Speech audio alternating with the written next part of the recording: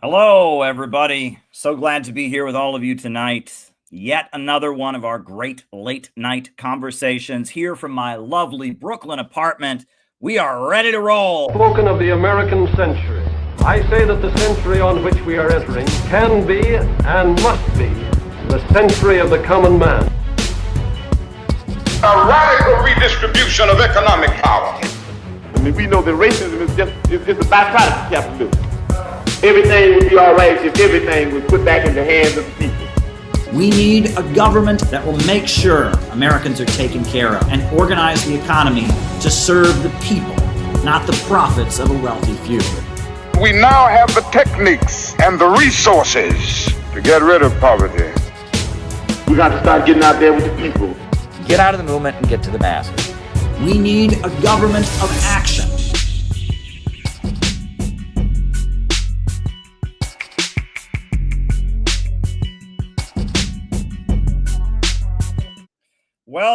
Welcome, everybody. I don't know why, with allergies and everything going on today, but for some reason it's 10:30 p.m. at night and I am full of energy. I feel like I should be a morning shock jock right now. Hello, everyone. Wake up today. I don't know why I'm full of energy. And that's good because we're having yet another great late night conversation. We're going to follow our usual format tonight. The way we do things generally is first I give my opening remarks, and my opening remarks are then followed by a roll call where I call you all out as I see you, names and locations. And then from there, I answer your questions for the remainder of the night. So I would encourage you all, if you have anything you would like me to speak about in the second half of the show, you can send it as a Rumble rant on the Rumble. You can Cash App me at CalebMoppin22, or you can send your question via Buy Me a Coffee. If you wanted to ask me which way was my favorite, Buy Me a Coffee. That would be my favorite way for you to send a question. Buy Me a Coffee is a great website. You just click that link, you go there, you click how much money you want to send me, and you send your question. I get it, boom, right there in my email. I can answer it very quickly. So I would prefer if you send a question, when you send your question, send it via Buy Me a Coffee. That's how I would prefer that you send it. And I really do want you all to ask good questions. And I am actually feeling particularly energetic tonight. I've had a lot of caffeine today. I don't know what exactly it is, but I'm a little bit ready to roll. So, if you guys keep asking questions, I'll stay on here. We'll see. I'm looking forward to everything we're going to do tonight.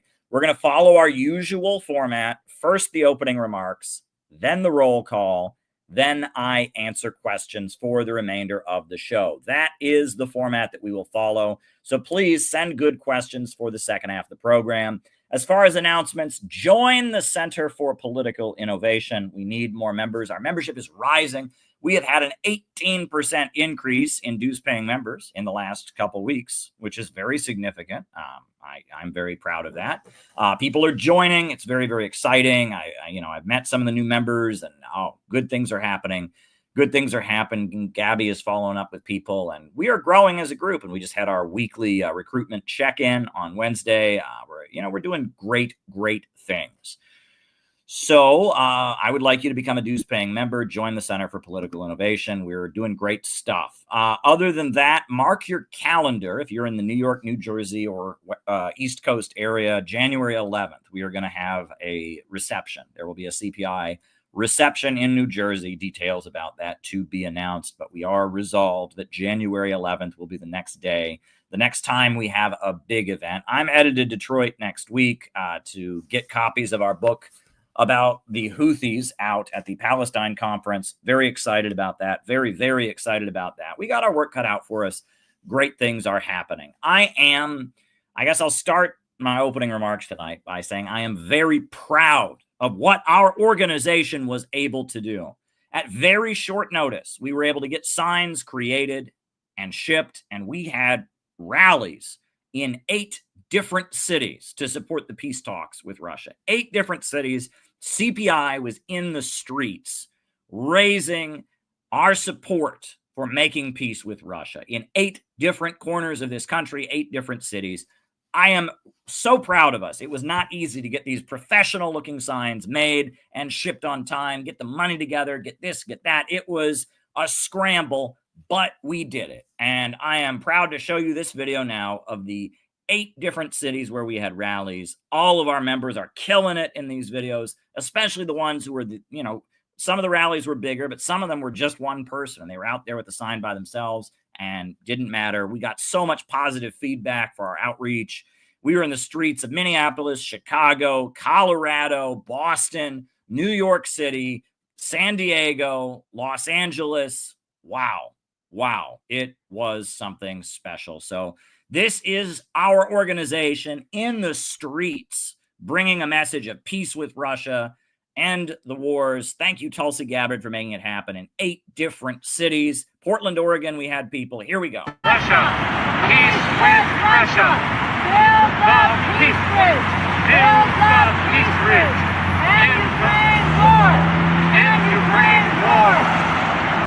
We are promoting peace, no war with Ukraine.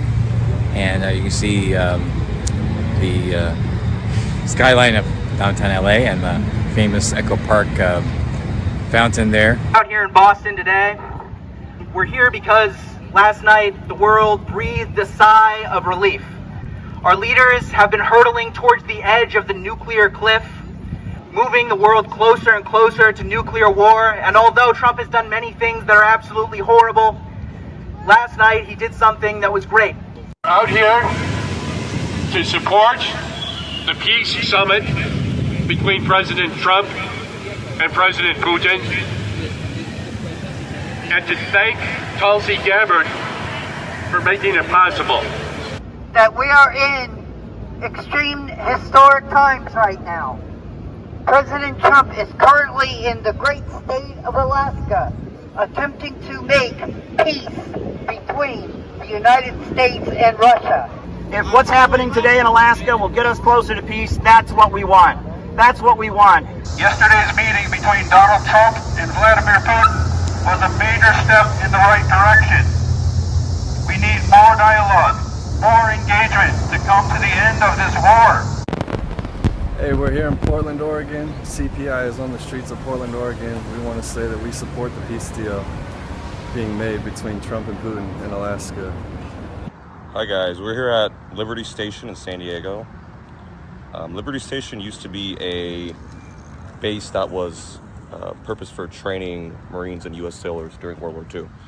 I thought it'd be pretty symbolic to come here, seeing as how, the U.S. and Russia, they worked together in order to defeat Nazi Germany during World War II. I think this is also a beautiful spot to do this kind of activity in general. Peace with Russia. Peace with Russia.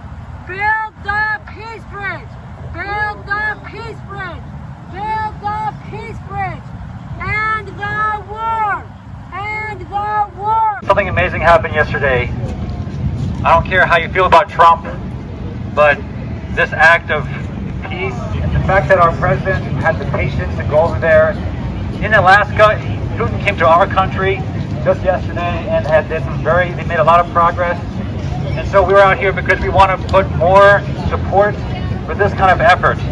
I have 3 children, and I want my children to grow up in a world of peace. By declassifying the proof that Russiagate was a lie, there wasn't a plot against Trump, there was a plot against peace. It was a plot by James Clapper and John Brennan and Hillary Clinton to prevent an alliance between Russia and the United States. And now Tulsi Gabbard has blown the Russiagate lie wide open and given the President of the United States the freedom to make peace again. This is part of a worldwide day of action called by Caleb Blaupin and the Center for Political Innovation. Rallies like this are happening all over the United States and even on other continents. We support peace talks and Ukraine war. We support peace talks and Ukraine war. We support peace talks and Ukraine war. We support peace talks and Ukraine war. Now you'll notice that we have signs here for Tulsi Gabbard. Tulsi Gabbard is the Director of National Intelligence, and she is the one who is really responsible for the fact that there are peace negotiations taking place. She revealed that Russiagate was a complete hoax and that there was no Russian interference in the 2016 elections. And with her revelations, she made it possible for President Trump and President Putin to sit down.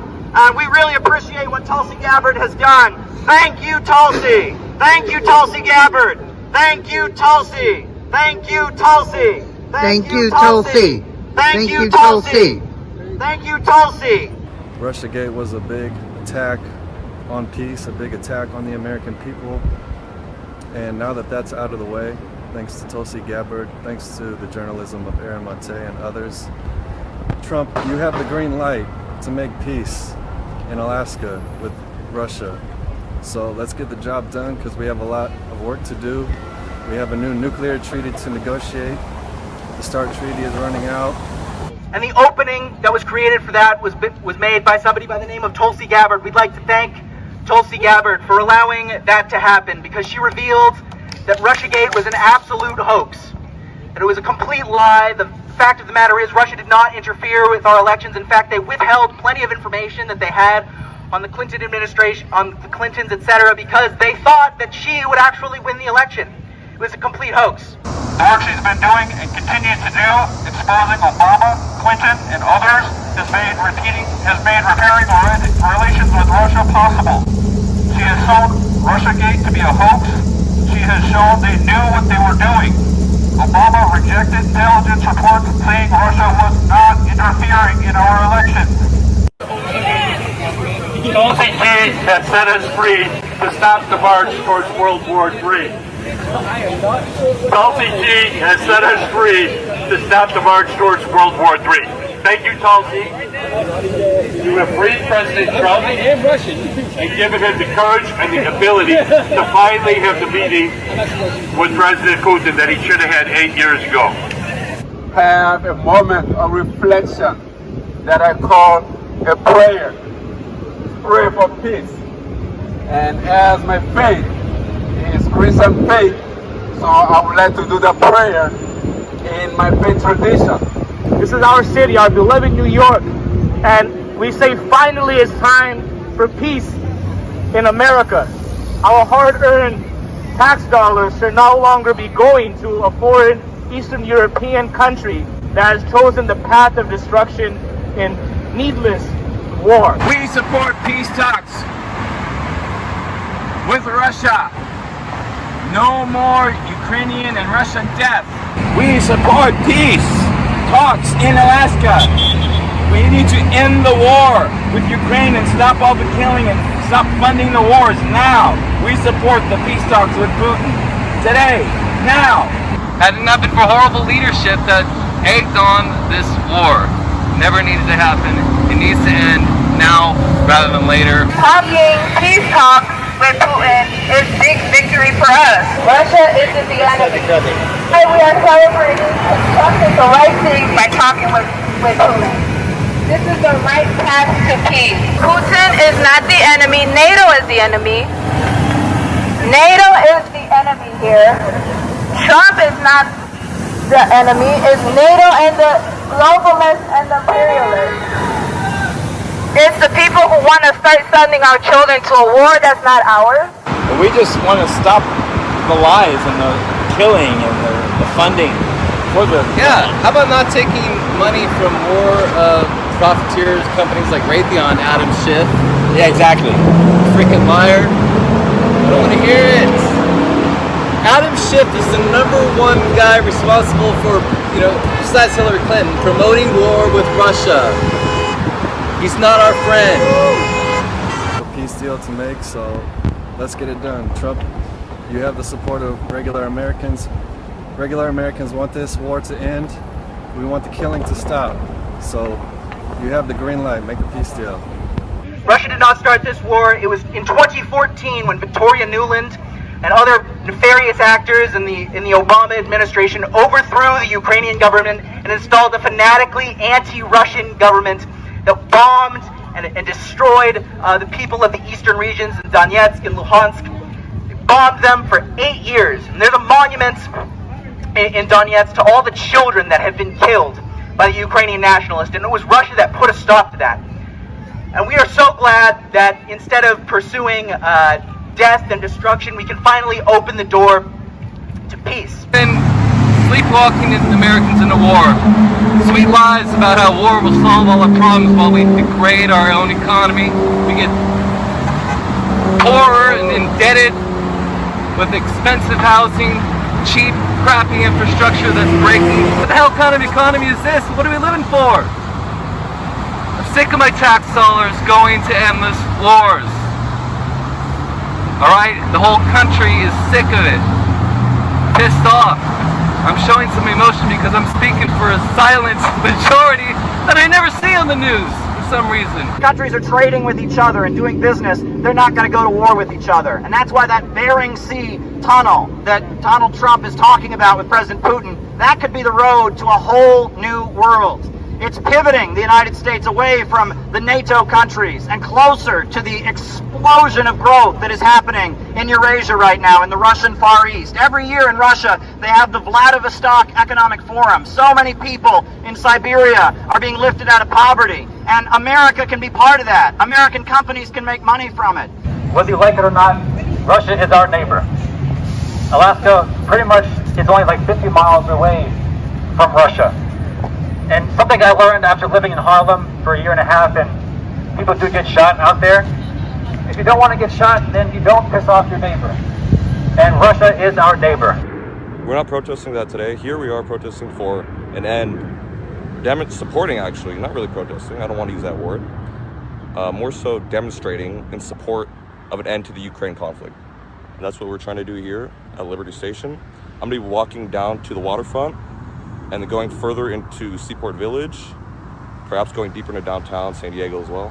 But we're going to see what kind of reactions we got. So far, it's been fairly positive.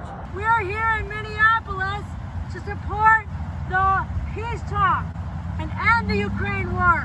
We want money for schools and jobs and healthcare, not for arming Nazis in Ukraine. America first, not Ukraine first. America first, not Israel first. We want our tax dollars to go for our country. We have infrastructure that needs to be built. Our bridges are falling apart. Our roads are falling apart. Let's spend that money and put Americans to work to rebuild the country. With Russia, we need peace talks with Russia. No war with China. We need peace in everywhere. This is a global action. This needs to be talked. I know the media does not talk about this, and this is an important issue. They're going to say how could he talk to Putin? Oh my God, Putin is so scared. No, it's NATO that's the problem. NATO is the problem, not Putin. It's a joke. We are here to say that we do not want a World War III, and we agree with this peace talk between Trump and Putin. This is something that needs to happen. This is telling me that there is a chance for America, a new America, to work with BRICS. This is a chance for us. This is a chance for the American working class people. We need to pay attention to this.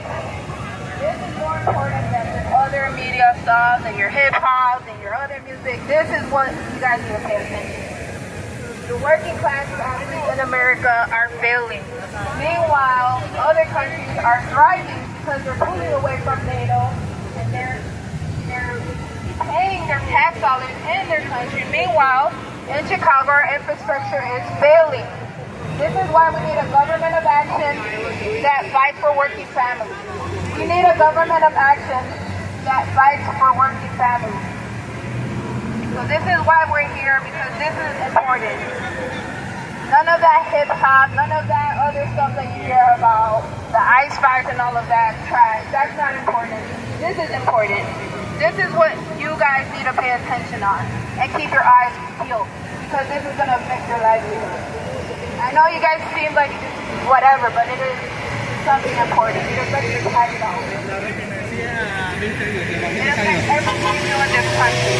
And I know you guys don't care, you guys are on the phone and everything, on Instagram, but this is something that we're out here fighting for. We need a a government of action that fights for working families. We need a government of action that fights for working families. And this is what the Center for Political Innovation is here for. This is for the working families of America that never had a chance. This is for us now. So we're doing this for you guys. This is for the American tax-paying person, civilian. This is for you guys. We are fighting for the American people, the working class people. No more wars. End the wars. We can't afford the wars anyway, so why are we getting involved with that? Tell Ukraine to fix that. That's their problem, not ours. Russia is not our enemy. Russia is not our enemy. Russia is not our enemy. Russia is not our enemy.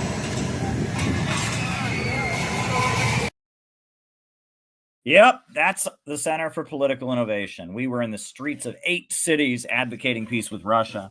Very exciting stuff, and we are going to keep building a movement. So tonight, I decided I've been meaning to read this book out loud on these streams for some time. This is my book, William Z. Foster and the Communist Party.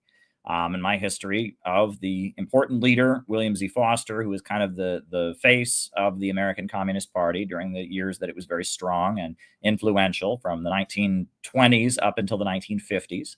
And I'm going to read this history tonight. But before I do that, I do want to remind you all to send questions for the second half of the show. Please do send me some questions second half of the show. You can send questions via Rumble Rants. You can Cash App me, or you can buy me a coffee. Buy me a coffee is the best way to send your questions for the second half of the program. I really would appreciate it. Questions are what keep me doing this, what keeps this channel and enables me to keep doing this. I stream more than anybody, so make it worth my while. I wanted to show you a couple clips. William Z. Foster, I discovered his writing as a teenager, and I have a particular attachment to him. When I first moved to New York City, I had a number of big pictures of him in my apartment. I had all his books almost in my apartment like a shrine. He was an Irish-American labor leader and communist who had a really big impact on American history, as you'll learn about. And I've actually done a couple podcasts just about his life and such. So I wanted to show you, for one of those podcasts, I made a really exciting, introductions. I did a podcast about his life, and I made this epic video about William Z. Foster, this kind of epic intro just to show you kind of who he was. So I'll show that to you, and then we'll start reading the book. Now, 50,000 indignant New Yorkers are inside and outside Madison Square Garden in a giant demonstration demanding the veto and defeat of the Taft-Hartley slave labor bill. Ladies and gentlemen, William Z. Foster. The Wall Street monopolists with their Taft-Hartley bill are trying to split and devitalize and hamstring the trade unions. The Taft-Hartley bill, moreover, would drastically limit the workers' right to strike. It would authorize the president to break national strikes. It would permit employers once again to use strike-breaking injunctions.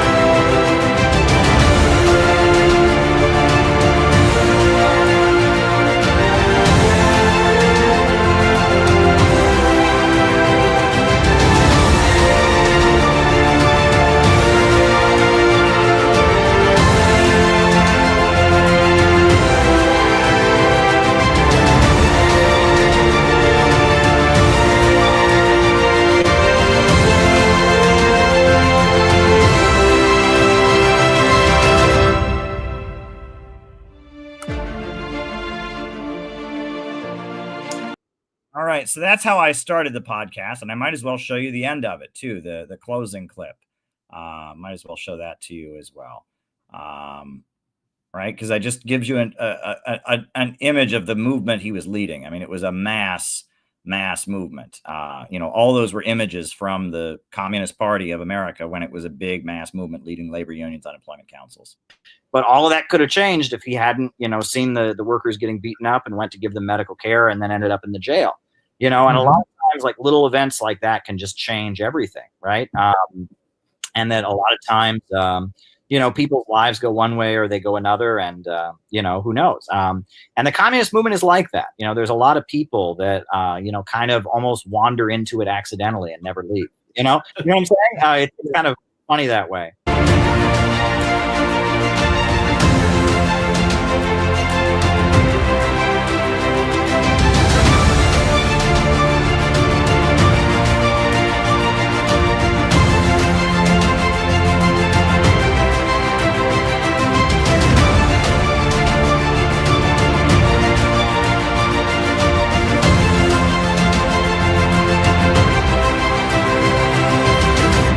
Wall Street, with its fascist-like Taft-Hartley bill, also wants to kill the Communist Party.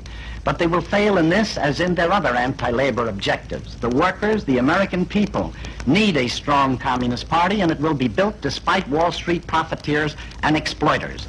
You have heard William Z. Foster, chairman of the Communist Party, which purchased the foregoing 15 minutes. Yeah, so that's William Z. Foster, just an image of the man we're going to be talking about. So I'm going to start reading from my book, William Z. Foster and the Communist Party. And then afterwards, we'll cut it and we'll have an audiobook. And I've been doing that lately. So here we go. William Z. Foster and the Communist Party. The Communist Party USA was certainly not the first socialist organization in American history.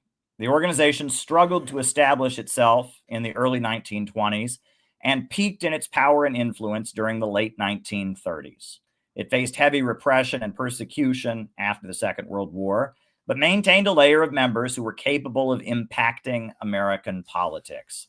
The organization ultimately stopped being a force to be reckoned with in the late 1950s, with the 1957 convention more or less ending its political significance.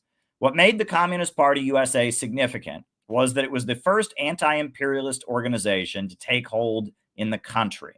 There were certainly anti-war organizations, such as Mark Twain's Anti-Imperialist League.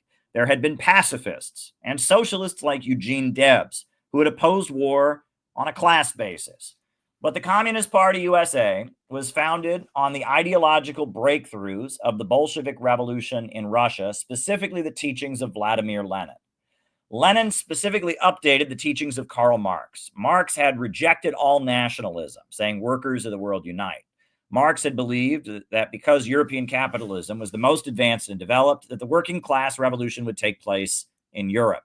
He envisioned a revolution of industrial workers taking control of the government, using the state power to centralize production and institute popular control of industries. Lenin understood that starting in the late 1800s, capitalism had moved toward its monopolistic stage of imperialism. Financial institutions were becoming dominant, with industries subservient to them, and an international financial oligarchy was emerging to replace the captains of industry who had previously had the upper hand. Instead of exporting commodities, the Western countries were engaged in the export of capital, with corporations themselves spreading their tentacles across the planet, holding back development, carving out sections of the globe for themselves as captive markets and sources of raw material. This was all explained in his book, Imperialism, The Highest Stage of Capitalism, written in 1916 and published the following year. In the era of imperialism, many working class people in the Western countries were being bought off. A layer of higher paid, skilled workers were being cultivated in the homeland, the aristocracy of labor. Their loyalty to empire was being purchased with temporary privileges.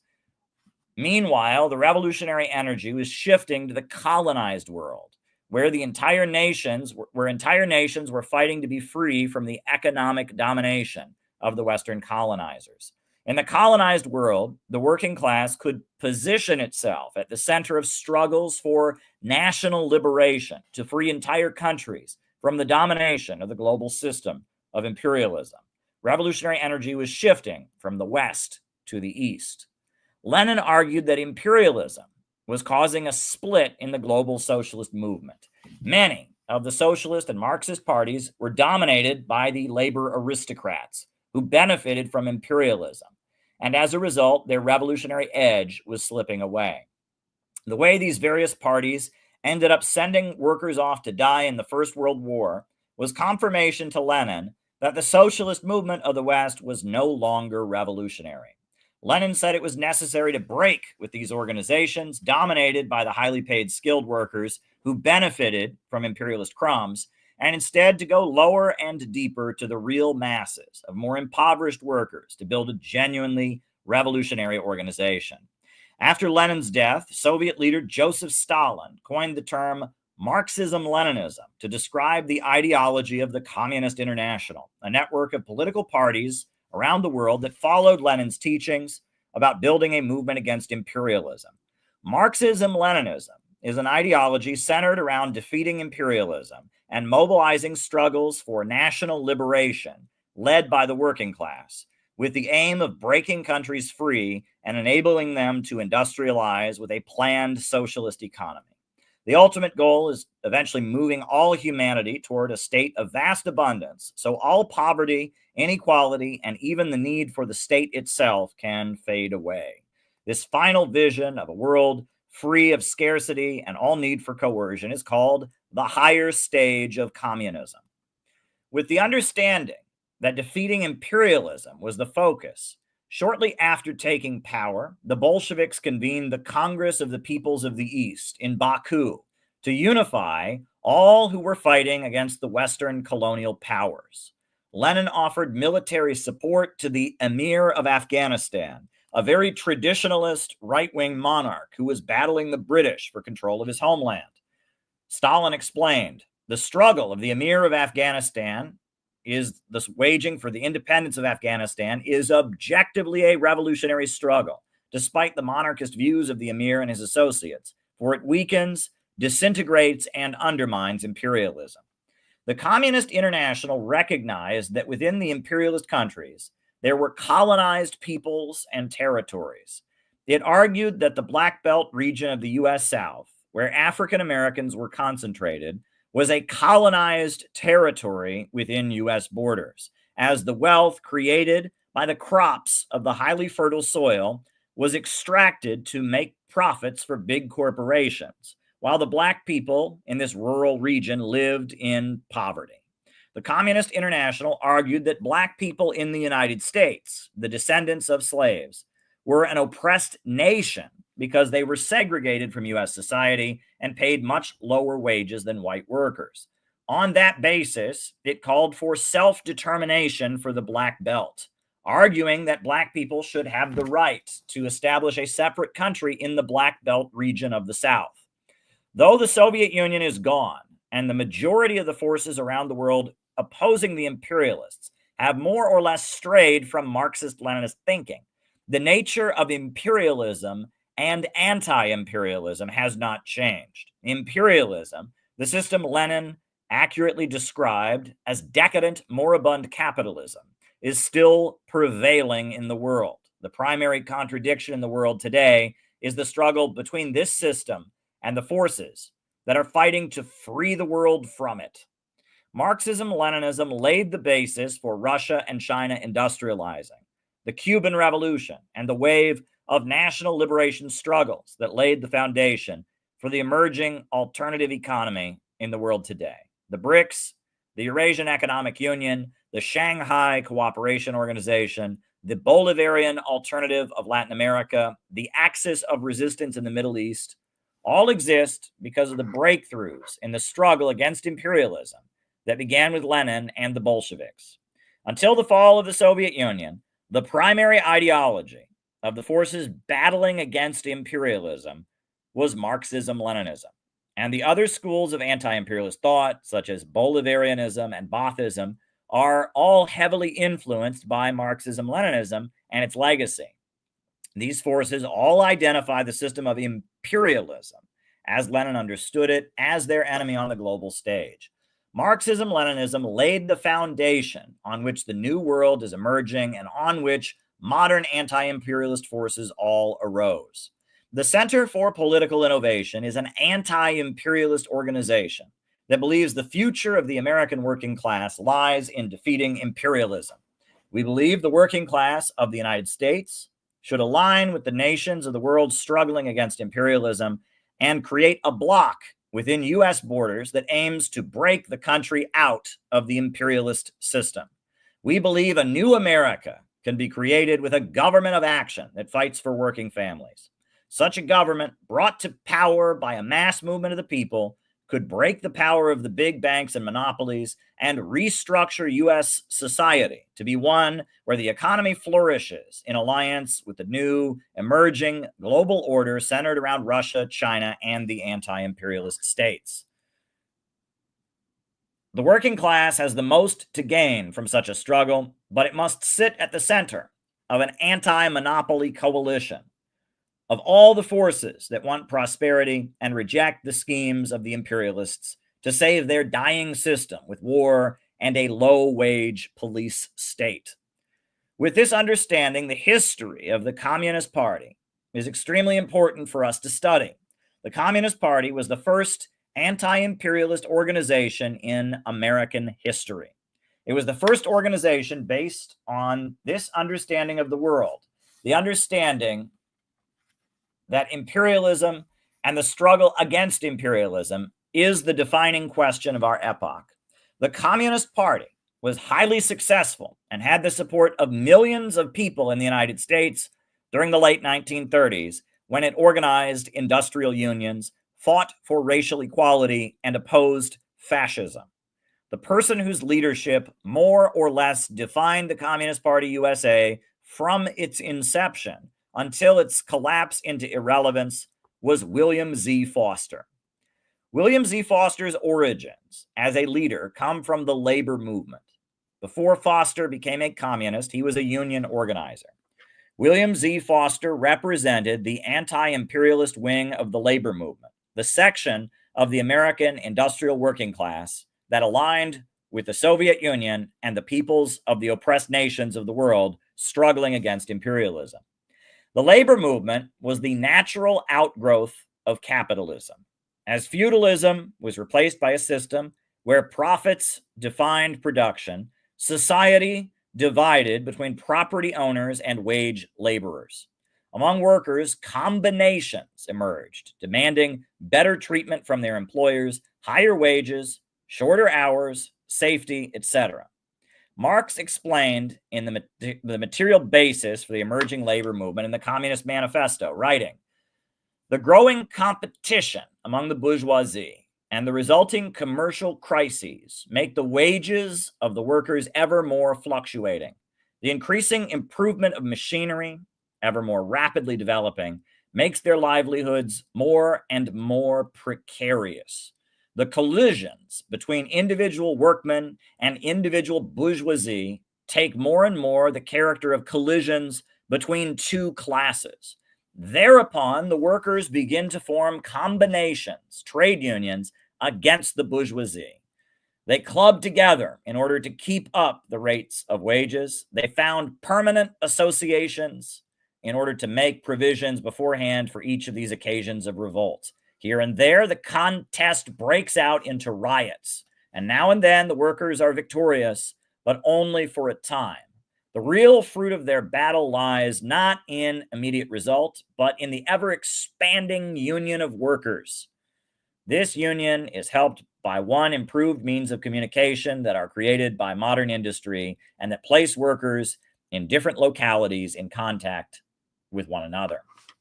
These combinations also fed the hungry and provided services for those reduced to extreme desperation. Marx acknowledged the first modern working class movement in history as being the Chartist movement in Britain. As capitalism expanded, so did the working class movement. William Z. Foster was the son of an Irish freedom fighter who had fled to the United States. He was born in a small town near Boston called Taunton, and he spent his youth in Philadelphia. He became a religious skeptic as a teen and went to work at a young age, taking on a variety of difficult jobs, including streetcar motorman, sailor, longshoreman, and lumberjack. He also worked in many factories, manufacturing lead paint, fertilizer, and railroad cars. Workers banding together to demand better treatment from their employers was something he became accustomed to in his everyday life. The first strike I actually participated in was that of the Philadelphia streetcarmen in 1895, when I was 14 years old. The strike lasted only a week, and it was very bitterly fought. The men tied up the whole trolley system in a struggle to defeat a wage cut.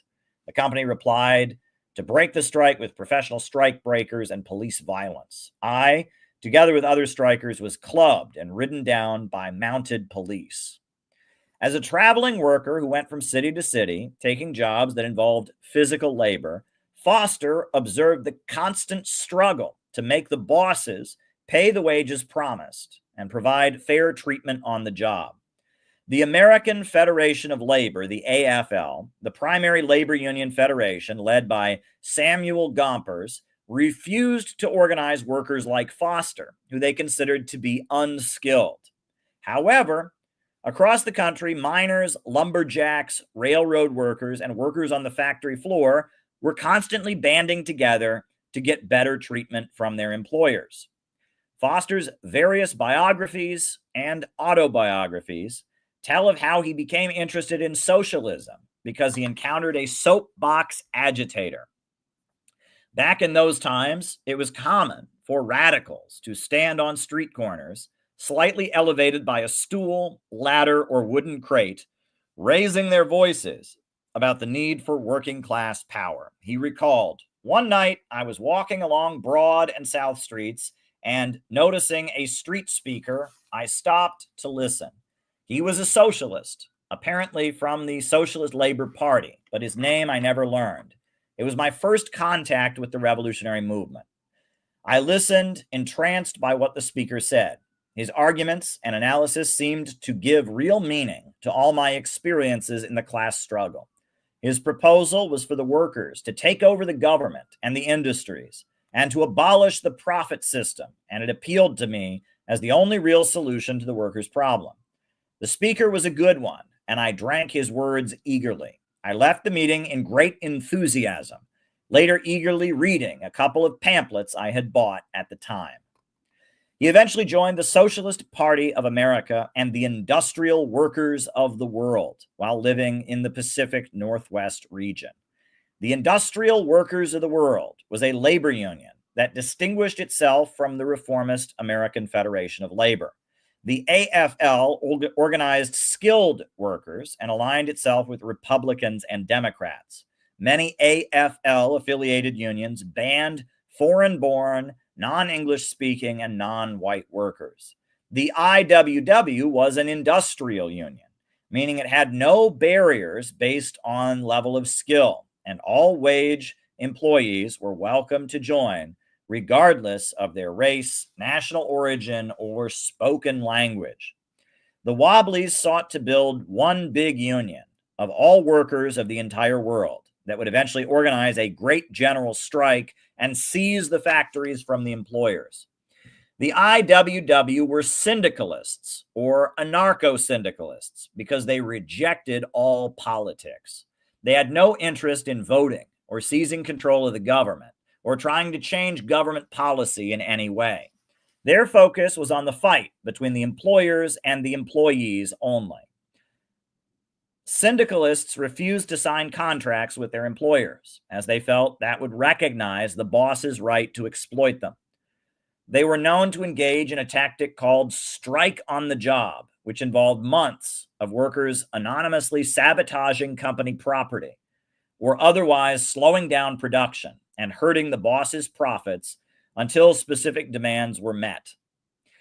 As the Second International, or the mainstream of Marxism in Europe and the United States, became more and more reformist and associated with skilled workers, the syndicalists presented a much more radical alternative, organizing low-paid traveling workers, such as Foster, many of whom were recent immigrants.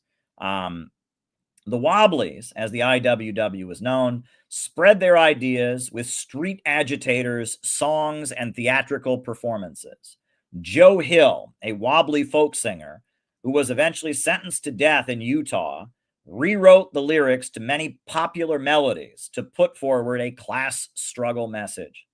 The Wobbly songs were compiled into the Little Red Songbook. One song, for example, rewrote the words to the tune "It's a Long Way to Tipperary" to explain the root cause of unemployment and how it could be eradicated. And I have the lyrics to the song reprinted in the book, and so we'll sing it. Bill Brown was just a working man like others of his kind, lost his job and tramped the streets when work was hard to find.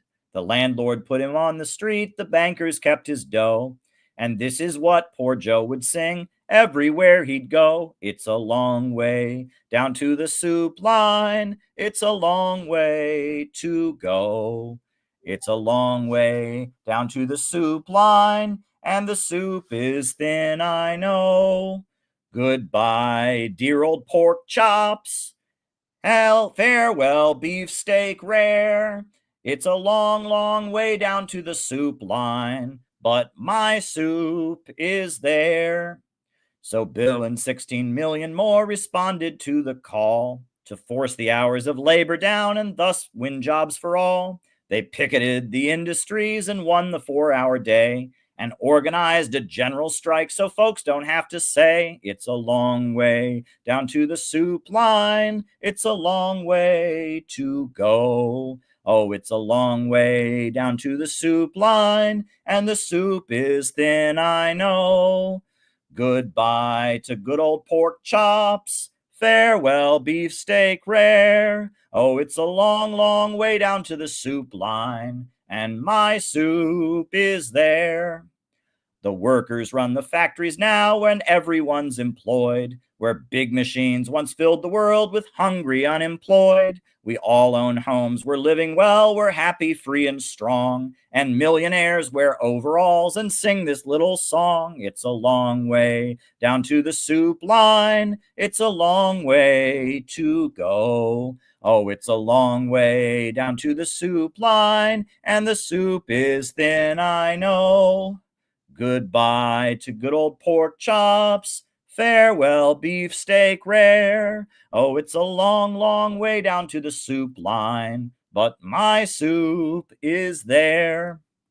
The Wobblies became famous for their free speech fights in the western United States. Little towns in the West were known to outlaw socialist organizing. If a Wobbly was arrested for giving a speech or singing a song, Wobblies from around the country would pile into the municipality and one by one get arrested for preaching revolution. Vandalism and other acts of protest might take place as well. After a while, the local town would give in and allow the free speech of socialists and radicals. Quote, I had been arrested in many free speech fights and was arrested therefore in Kansas, Missoula, New York, Chicago, Denver, and New York. But the most severe was in Spokane, Washington in 1909, led by the industrial workers of the world. The police arrested speakers as fast as they took the stand. The IWW therefore issued a slogan, "Fill the jails," and the national leaders sent out a call for volunteers. Soon, rugged IWW fighters began to drift in all over the West. Scores of IWW were arrested daily. They were clubbed and packed into cells so closely they could not sit down. When they protested, the hose was turned on them, drenching them in icy water. In spite of all this terrorism, the IWW heroically continued to hold street meetings. Finally, about 600 people had been arrested. The city jail was packed, and dilapidated Franklin School was used to confine large numbers of men. This old schoolhouse became a sort of local Libby prison.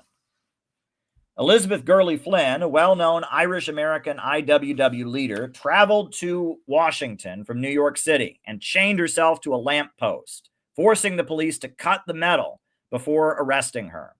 The police were exposed for running a brothel out of the women's detention facility. The fight went on for months before Spokane relented and allowed the IWW to openly organize among the workers. Foster told how the fight was won. Quote, "We were agreeably surprised to find out the mayor was quite sick of the whole business and would meet our committee to settle it. He would not consent to formally rescind the anti-free speech ordinance, but he did agree not to enforce it against the IWW. This was a victory for us, and we called off the fight. The Spokane free speech fight was followed during the next few years by similar struggles in various cities all over the West, and also in some eastern centers. In these bitter clashes in the West, the floating workers bravely faced policemen's clubs, jails, and vigilante mobs armed with pickaxe handles. The IWW successfully defended its right to speak on the street. The free speech struggles constituted a heroic episode in the history of American labor." William Z. Foster moved up the ranks of the Wobblies as a respected speaker and writer, and he began attending syndicalist conferences in France, Spain, and other European countries. During these years, the syndicalist movement in Europe was heavily influenced by the teachings of French intellectual Georges Sorel. There is no doubt that Sorelianism had a big impact on Foster's political development prior to becoming a Marxist-Leninist. Sorel criticized the socialist movement in Europe for building a mass movement but watering down its message.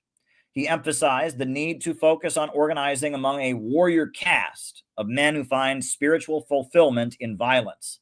Sorel also spoke of the power of mythology and romanticism in inspiring revolutionary activism. Some see reflections of Sorel in the Bolshevik concept of a party of new type. But Sorel's syndicalist critique of the Marxist movement was primarily spiritual and psychological, not tactical, as Lenin's was. Sorel saw the mass parties and community organizations in Europe as watering down the message into nothing and losing the passion needed for inspiring revolt.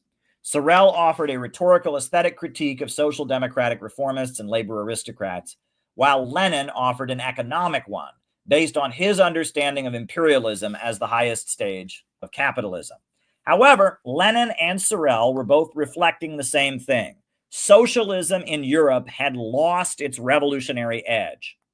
And what intellectuals called the crisis of Marxism confirmed that. Marxism and socialism were everywhere to be found, but revolution was nowhere. Living standards were rising in Europe due to the ascendancy of imperialism. The reforms socialists fought for, such as public education and universal male suffrage, were helping stabilize society and not leading to a revolution. As Foster became more well-known in radical circles, he began to criticize the IWW for being cut off from the more mainstream currents of the labor movement. He developed his concept of boring from within and joining the reformist labor unions to push them in a more revolutionary direction. The idea was that a militant minority within the reformist union could push against the reformist leaders and enable the union to do important class struggle organizing.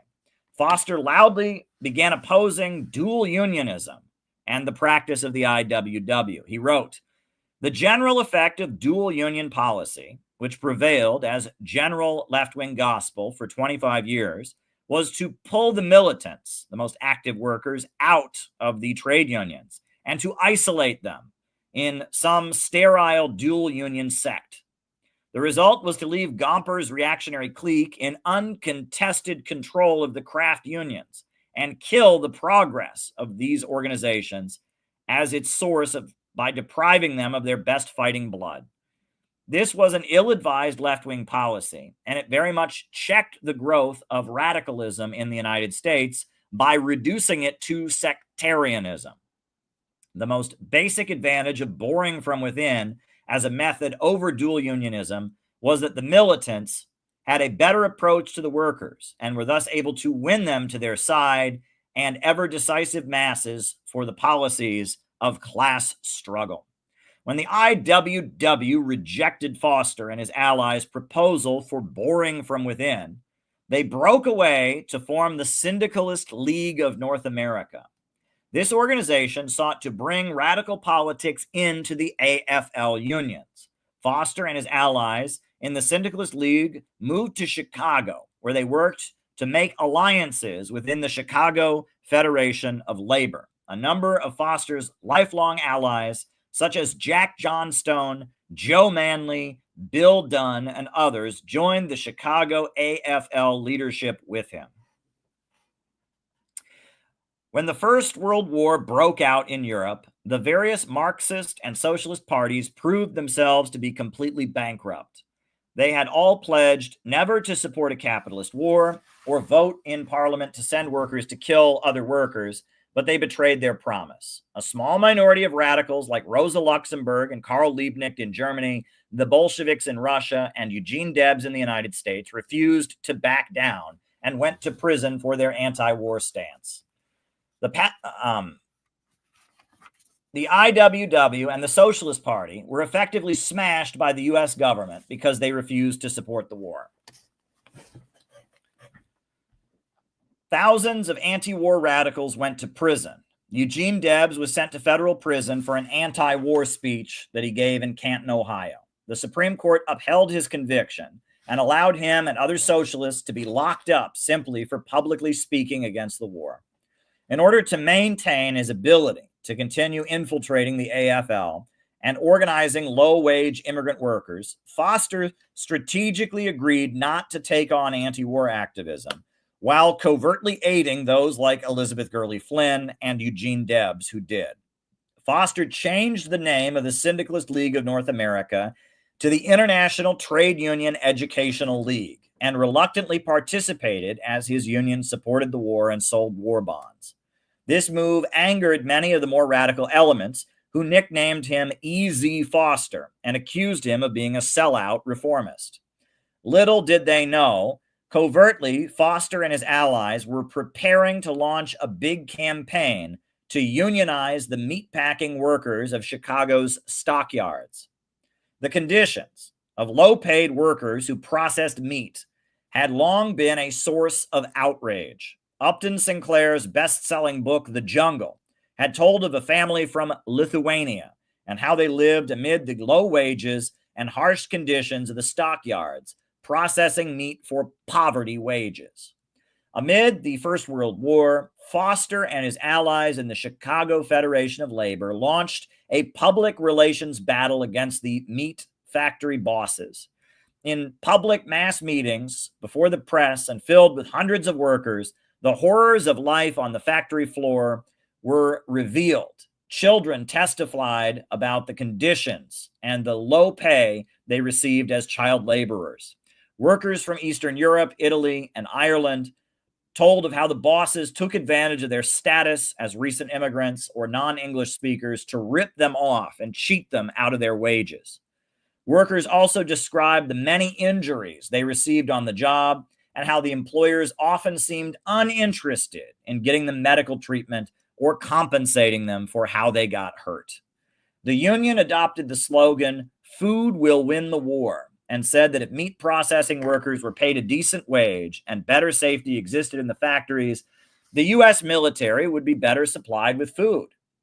Amid the public hearings, labor leaders hinted the possibility of a strike among the meat packers, which would hinder the war effort. This brought the federal government in, which was determined to prevent a strike which would hurt the war effort.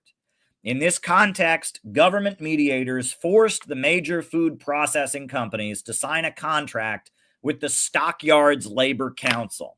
Foster explained, "The packing house victory marked a new high stage in the American labor organization. It was the first mass production trustified industry ever to be organized by the trade unions. And the victory was doubly significant in that it was accomplished by militant policies and on the application of the industrial union principle, at least in a modified form.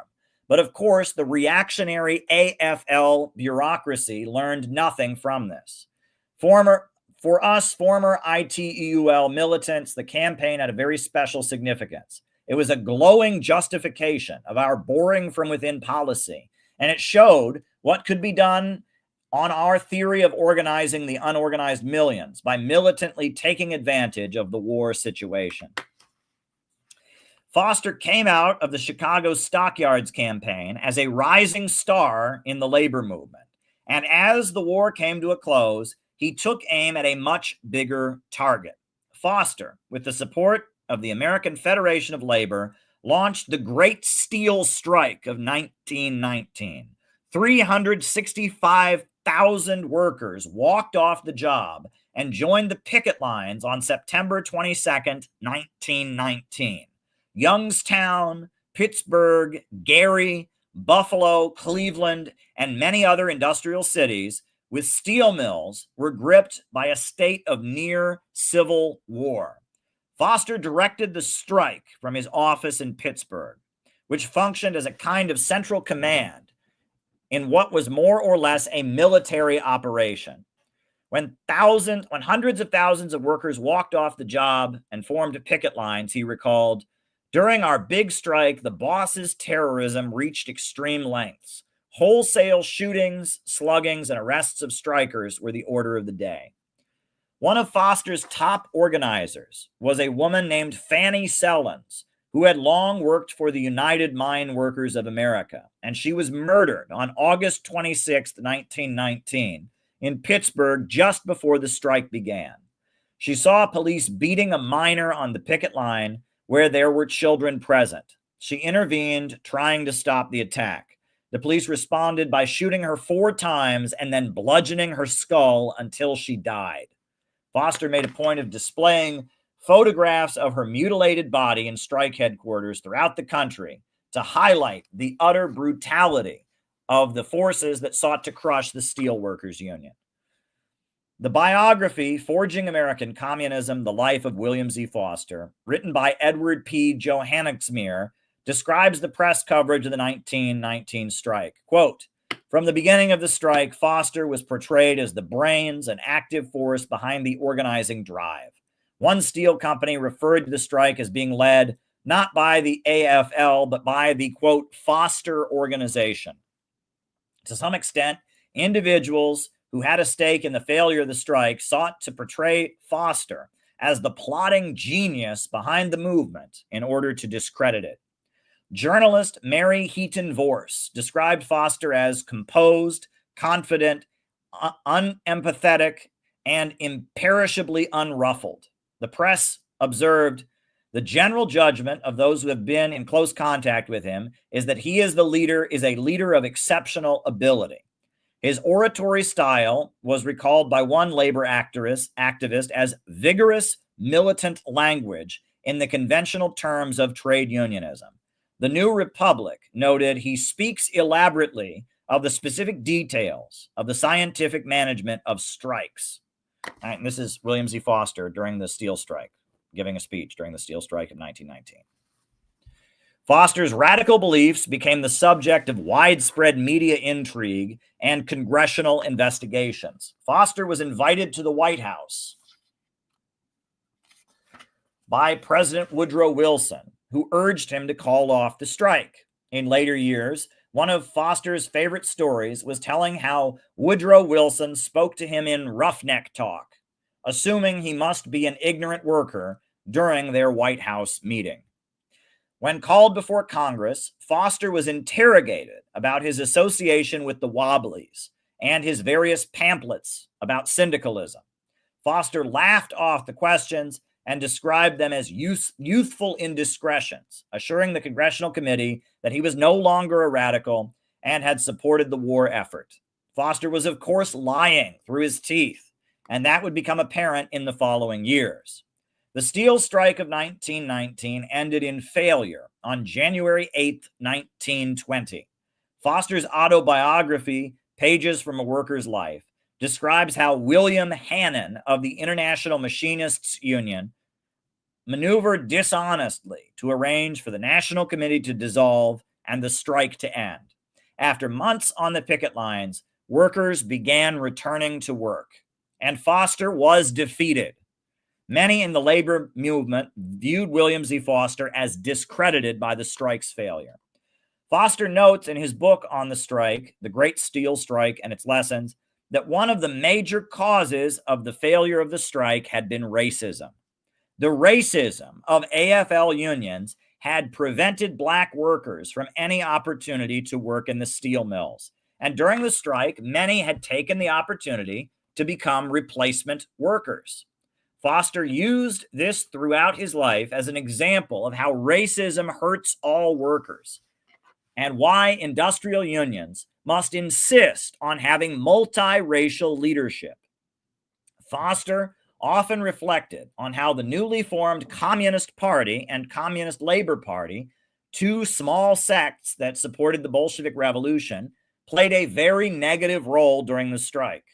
The small groups formed by admirers of the Bolshevik Revolution focused on denouncing Foster and opposing the strike because it was led by an AFL union and not led by the IWW.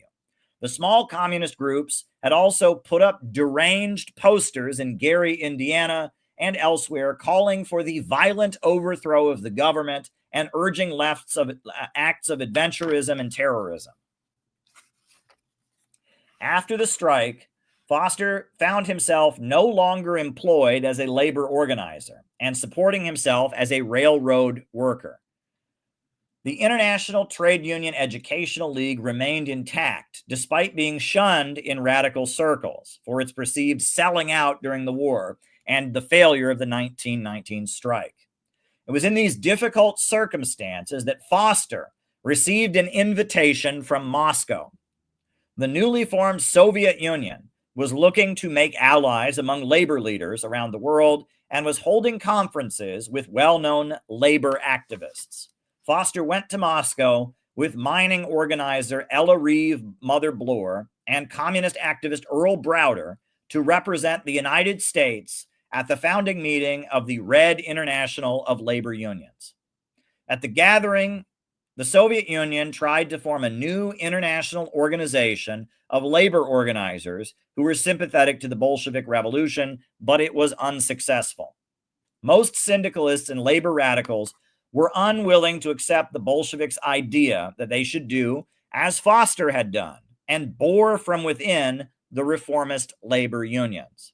In Moscow, Foster personally met with Vladimir Lenin and found out that unlike the mistaken communists of the United States who invoked the Russian Revolution and denounced him, the Bolsheviks had actually urged their American allies to support the 1919 steel strike.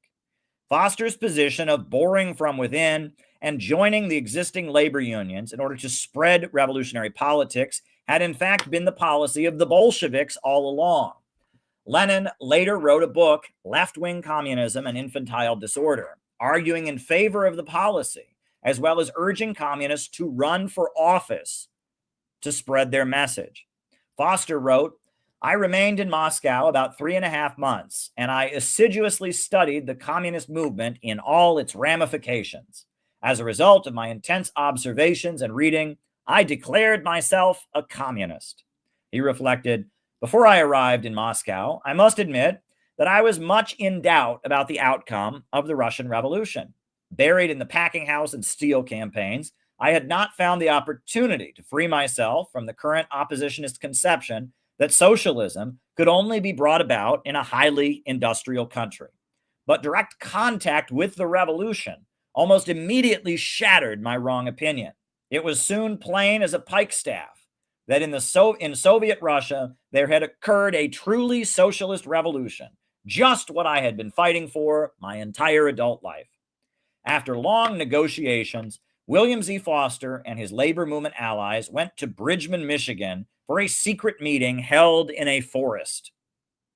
At the meeting, the Communist Party, the Communist Labor Party, a faction that had been expelled from the Socialist Party, along with Foster's trade union allies, all merged into a new organization called the Communist Party USA, which was recognized as the American section of the Communist International. The African Blood Brotherhood, a secret society led by Harry Haywood of black activists who taught armed self-defense against lynching and racist terror, also merged into the Communist Party at the founding Unity Convention. The convention was raided by the newly formed Bureau of Investigation, and many of those who participated in it were arrested and charged with state and federal crimes. Foster was acquitted at his trial due to a local librarian who believed advocating communism was part of his constitutional right as an American to free speech. Other leaders, such as Charles Ruthenberg, were convicted and did prison time as a result of the federal raid on the founding convention of the Communist Party in Bridgman, Michigan. The Communist Party emerged from the convention as a clandestine underground organization. Messages were sent in code. Meetings were held in secret. The Communist Party operated through a legal party called the Workers' Party of America that had officially no ties to Moscow and did not advocate a revolution. The Workers' Party held public meetings and ran for office and was secretly controlled by the illegal Communist Party. The Trade Union Educational League, dropping international from its name, functioned as the Communist Party's labor wing. Elizabeth Gurley Flynn joined the Trade Union Educational League, as did many former Wobblies. Foster organized the communists to launch campaigns in many different key industries. Foster traveled across West Virginia and Kentucky as part of the Save the Union campaign, hoping to bring more radical leadership to the miners' union. In New York City, the communists led low-wage garment workers struggling against socialist David Dubinsky and his racist, reformist union bureaucracy that was tied in with organized crime. Foster spoke to the secret meetings of workers who risked being expelled from their union for meeting with him. And at one meeting, he was shot at by a thug hired by the right-wing labor bosses. While the AFL unions officially supported Democrats and Republicans, their leaders were usually members of the Socialist Party, led by Norman Thomas.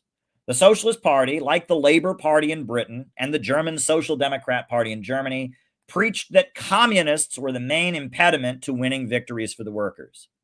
The reformist labor leaders used the menace of Bolshevism as a way to gain leverage from their employers in negotiations and get support from capitalists. Sign a contract with us so you don't have a Bolshevik revolution over here. And if you're going to have a union, wouldn't you rather it be led by us rather than the communists? Matthew Wall, the vice president of the AFL, unleashed a tirade against William Z. Foster and the Trade Union Educational League in his speech at the 1923 AFL convention. Pointing at Foster from the stage, who was seated in the balcony, Joe Hannesmeer quotes the speech calling Foster Mr. Imposter, saying he sought only the limelight so that there may roll into his coffers more dollars and cents to continue his nefarious work. Wool said that the Trade Union Educational League was intended to destroy the American Federation of Labor and was insidious, subtle, and dangerous. Foster apparently retorted back, quote, I don't have to break up the American labor movement. The labor movement is pretty badly broken up as it is. During these years, the Communist Party came back into legality and was heavily factional. William Z. Foster led one faction, and the other was led by J. Lovestone. J. Lovestone was a Lithuanian-born boxer from New York City who was, like Foster, had built up significant support within the labor movement and had a network of activists who were loyal to him. John Pepper, a communist from Hungary, was dispatched by Moscow to help direct the U.S. Communist Party, and he worked closely with J. Lovestone. The two factions that battled for control of the Communist Party during the 1920s were commonly called Lovestone Pepper and Foster Cannon. The latter referred to Foster's alliance with James P. Cannon, the respected writer and leader of the International Labor Defense, which raised money and supported class war prisoners. Stalin's speeches to the Communist Party of America chastised the U.S. organization for being so heavily divided. Stalin scolded both Foster and Lovestone for claiming to be the Stalinist faction and having his personal blessing, which neither did. Foster's ally, James Cannon, was caught organizing a secret Trotskyite faction and expelled from the party in 1927. This weakened Foster's standing and credibility and helped J. Lovestone gain more followers. In 1928, the Communist International shifted its tactics at the Sixth World Congress in Moscow. Stalin and the leaders of the global communist movement saw the Great Depression on the horizon and argued it was time to focus on preaching revolution and exposing social democrats. This meant pulling out of the existing unions and organizing the unorganized. J. Lovestone was unwilling to adopt this tactic and arguing that the United States had unique conditions and that it was necessary to continue courting social democrats as allies and working within their unions. Stalin labeled this position American exceptionalism, and J. Lovestone and his followers were pushed out of the Communist Party despite having a majority, overruled by the Communist International. Nikolai Bukharin and the right opposition in the Soviet Union aligned with J. Lovestone. Lovestone set up his own party called the Communist Party, (opposition), labeled the Bukharinites or the Lovestonites by the Communist Party. The Lovestone group worked against the Communist Party and the labor movement throughout the 1930s and eventually began cooperating with the U.S. government during the Cold War. In the 1950s, J. Lovestone became the CIA's main trade union operative. He directed U.S. intelligence agencies in their trade union work until his death in 1990, setting up the Solidarity Center, staffed by UAW employees, and the International Trade Union Confederation, both of which worked to drive communists out of labor union leadership positions and destabilize socialist countries with labor unrest right up to today. With Lovestone out of the picture, Foster emerged in 1929 as the leader of American communism, the chairman of the Communist Party. Earl Browder, a much younger American who had spent a few years working in China as a Communist International operative, became general secretary. The Communist Party moved its headquarters from New York City to Chicago in the industrial heartland, as the Communist International urged American communists to Americanize and lose their image of being foreigners or Soviet agents. While most Communist Party members were foreign-born and did not speak English, Foster and Browder were chosen strategically to improve the party's image. In literature and presidential campaigns, the communists often played up that William Z. Foster was an industrial worker from Philadelphia who had grown up as an Irish Catholic, and that Earl Browder was an Anglo-free soiler from the farm country. Browder even took on the label, the man from Kansas. And his presidential campaign in 1936 had a theme song with this title. Foster proclaimed after the revolution, the National Soviet government, with its capital in Chicago or some other great industrial center, will consist of a Soviet Congress made up of local delegates and meeting annually or as often as need be to work out the general policies of the government. In 1929, the Communist Party poured all of its resources on a national level into supporting a strike of textile workers in Gastonia, North Carolina. Despite Jim Crow, black and white workers organized into the same union, led by communists, in the National Textile Workers Union. On April 1st, 1,800 workers walked off the job at the Lorey Textile Mill. Because they lived in homes owned by the company, they were all evicted, and the National Guard was sent to Gastonia to throw the families out on the street. They then set up a gigantic tent city encampment, and organizers from around the country came to support them, bringing food and supplies. The workers protected their encampment 24 hours a day with their own armed militia, walking around the camp with rifles and shotguns. On June 7th, 150 workers marched to the plant with guns, hoping to shut down the night shift carried out by scab workers. The police showed up and broke apart the march by firing into the crowd, which immediately fled. The police then brought a posse to the Union encampment, that night and demanded the workers turn over their firearms. They refused, and an armed battle broke out. The police chief was killed, and 2 officers were injured by gunfire. Fred Beale and Clarence Miller, 2 Communist Party organizers, were charged with the murder of the police chief. Ella Mae Wiggins, a local organizer and single mother who had joined the Communist Party, was shot while driving home from a union meeting. The International Labor Defense raised money from across the United States and around the world so that Fred Beale and Clarence Miller could receive bail. Once they were out on bail pending trial, the 2 men were smuggled to the Soviet Union, which granted them asylum. As the Great Depression hit, millions of working people became unemployed. The Communist Party became the party that organized unemployment councils. Communists organized crowds of impoverished workers to demand work or wages now. The unemployment councils also stopped evictions and organized soup kitchens. They were known to disrupt city council meetings and public events, loudly demanding relief for those struggling amid the economic crisis. The slogan most often used was, "Don't starve, fight." The writer Mike Quinn of San Francisco described the atmosphere in his reinvention of a classic nursery rhyme. There was an old woman who lived in a shoe. She had so many children, she didn't know what to do. So she gave them red banners and taught them to yell, and they marched to City Hall and raised bloody hell. The Communist Party's organizing of national hunger marches, where thousands of unemployed workers piled into Washington, D.C., brought new organizers into their ranks. The unemployed movement captured a kind of energy the country had not seen among the poor and hungry. The economic growth of the Soviet Union, while the rest of the world was experiencing an economic meltdown, also added significant prestige and credibility to the communists.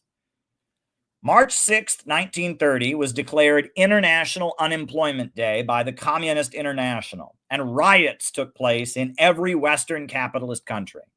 In New York City, William Z. Foster was the key organizer of the march, openly speaking about communism and how unemployment would be eliminated in a Soviet America in the lead up to the event. Forging American Communism describes how the march was organized. In preparation, team leaders were chosen and instructed in self-defense as well as propaganda. Leaflets read "Work or Wages," unemployment insurance financed by taxes on profits and inheritances administered by the workers, immediate relief for the unemployed by grants from government funds, 7-hour workday, 5 days a week, no overtime. Joe Hannesmeer's biography goes on to tell how the night before the International Unemployment Day, the Communist Party held a mass meeting to memorialize Charles Ruthenberg, an early leader of the party who had died. Foster took the podium before thousands of people, nervously anticipating the big battle the following day. He exuded confidence, born of a lifetime of such speeches, but his style was, as always, restrained. He didn't work to arouse emotions of the crowd. He seemed less an agitator than a skilled raconteur, often embellishing his narrative with working-class idiom. Foster's hand gestures were telling. Instead of gesticulating, imploring, or waving, one of his hands simply flowed in a controlled chopping motion as he spoke, keeping cadence and registering emphasis. He delighted the crowd with a story of European aristocrats, suddenly impoverished, working as busboys and peddlers in Paris. He ridiculed the commissioner of police, Grover Whalen. At the conclusion of his speech, the crowd roared with approval. On March 6th, the New York City mayor canceled all of his appointments for the day. Police with rifles were positioned on the roofs of buildings surrounding Union Square. 250 police were assembled to protect City Hall from any possible attack. The Communist Party set up 5 different stages across Union Square, and the crowd that assembled was much larger than either the organizers or city officials had anticipated. James R. Barrett's William Z. Foster and the Tragedy of American Radicalism describes the dramatic events of the day. In New York City, Between 50 and 100,000 protesters waited in Union Square across from the Communist Party headquarters for permission to march. The mood was tense. Foster led a committee in negotiations with Police Commissioner Grover Whalen, who offered his car to transport the committee to City Hall, but refused the party's request for a parade permit.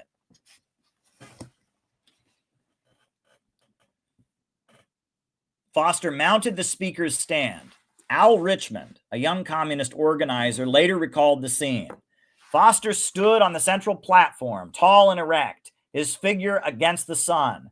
The city authorities, he said, had handed over the streets to every monarchist and militarist exploiter of Europe and America, but had denied them to the unemployed workers of New York. "Will you take that for an answer?" Foster asked. The crowd roared, "No!" "Then I advise you to fall in line and proceed," he shouted, pointing in the direction of City Hall. Thousands poured onto Broadway singing the Internationale and starting what the New York Times called the worst riot in generations. 1,000 policemen immediately waded into the crowds, flailing with blackjacks and nightsticks. The crowd pelted them with bricks. What followed, Richmond recalled, is a hazy jumble in my mind. The roar of motorcycles, the whine of sirens. The square was filled with screams. Demonstrators, some of them drenched in blood, ran in all directions. By the time the bloody fighting had subsided, 4 policemen and more than 100 civilians were injured. Amid the melee, Foster and his committee made their way to City Hall and were promptly arrested and charged with serious felonies, inciting a riot, assault in the second degree, and conspiracy. As soon as he was released, Foster promptly confronted New York City's Mayor Jimmy Walker and presented him with a list of demands on behalf of the March 6th demonstration. Foster employed his most aggressive language with Jimmy Walker, the kind of slick politician for whom he had contempt. "You cannot cure unemployment except by the overthrow of capitalism and the establishment of a Soviet government in the United States." Later at his trial, Foster predicted that the growing army of unemployed are not going to starve on the streets, they are going to fight. The problem of unemployment in the final analysis, Foster argued, can only be solved by the abolition of the capitalist system and the establishment of a workers' and farmers' government. The Communist Party and the Trade Union Unity League organized the unemployed not only for the purpose of immediate demands, but for the revolutionary goal. Foster was sentenced to 6 months in New York City's prison system for organizing the March 6th demonstration. During his time in prison, served on Rikers Island, Hart Island, and Welfare Island, Foster directly observed 2 taboo subjects rarely discussed in the United States during the 1930s: homosexuality and drug addiction. Foster described the way the eyes of drug-addicted prisoners lit up when discussing heroin, as well as the ulcers, wounds, and scars he saw on the bodies of long-term users. To make way against the terrible drug-taking evil, the basic thing to do is treat addicts on the basis of hospitalization rather than imprisonment. Imprisonment, no matter how long and severe, is quite useless to cure the heroin taker. It tortures him, but it does not break his habit. In his memoir, Pages from a Worker's Life, he wrote about the prison vice, saying, "Sexual abnormalities were widespread in the New York State Penitentiary. Every known substitute for normal sexual relations was practiced by sex-starved prisoners." He wrote about how sexual encounters were arranged with full knowledge of the guards in the prison hospital, with the, quote, girls being paid in cigarettes. Quote, "I stayed one night in the Welfare Island Hospital, where there were half a dozen prisoners being entertained by one smirking fag." He observed, "The occupation of a guard in a prison usually brings out all that is mean and brutal in a man." He also concluded that the parole system was just one of the many ways in which New York manufactured habitual criminals. In 1932, communists were involved in organizing the famous Bonus Army of 43,000 people, including 17,000 military veterans, that occupied the National Mall in Washington, D.C., demanding the payment of veterans' benefits to those who had fought in World War I. James W. Ford, an African-American veteran of the war and a member of the Communist Party, functioned as one of the most well-known leaders of the veterans' mobilizations. On July 28th, the peaceful encampment was cleared out with tear gas as the 12th Infantry Regiment marched into the National Mall with fixed bayonets. General Douglas MacArthur oversaw the operation, and future General George Patton was on the scene directing the 3rd Cavalry Regiment. A squad of tanks was rolled out, tents were torn down, and thousands were cleared out of the park in the center of the U.S. Capitol. 2 veterans, Eric Carlson and William Hushka, were killed by a police officer who drew his revolver and shot them during the fighting. After he was released from prison, William Z. Foster ran for president in 1932 on the communist ticket. Foster published a book entitled Toward Soviet America, which laid out a blueprint for what a Soviet America might look like and explained that the causes of the Great Depression were rooted in the system. In the book, Foster explained, imperialism is the era of monopolistic capitalism. The development of world imperialism enormously sharpened all the contradictions of capitalism. The major economic contradiction between producing and consuming powers of the masses was vastly deepened. The productive powers were increased, the exploitation of the workers in industrial countries and the colonial masses was intensified, the class struggle became more acute, and the war danger more menacing. The great powers began to fight more relentlessly to conquer the lagging markets, to dispose of their choking surpluses of commodities, to win new sources of supplies of raw materials for their industries, and redivide the world to their respective advantage. Capitalism began definitely to show the signs of developing a general crisis. The greatest and most imminent of war dangers is that between world imperialism and the Soviet Union. This antagonism is the most fundamental of all economic, political, and social conflicts. The major political objective of world capitalism is to overthrow the Soviet government. The capitalist central world strategy is to bridge over their own contradictions to sufficiently enable them to make a united front in a war against the First Workers' Republic. Ingrained in the very fiber of world imperialism is the slogan, "Death to the Soviet Union." This is the struggle between 2 antagonistic world systems, capitalism and socialism. It grows ever stronger with the deepening of the general capitalist crisis.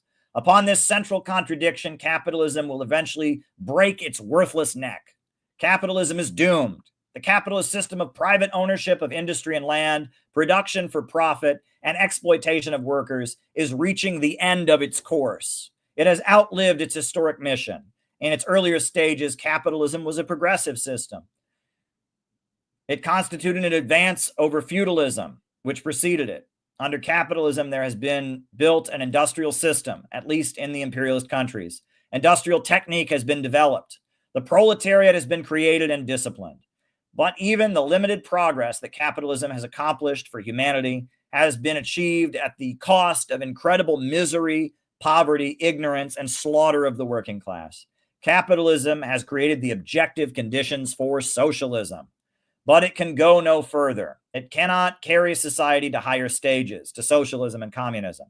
It has become an obstacle to the upward path of humanity, a means of condemning hundreds of millions of people to mass starvation and death. History will soon sweep aside this obsolete system.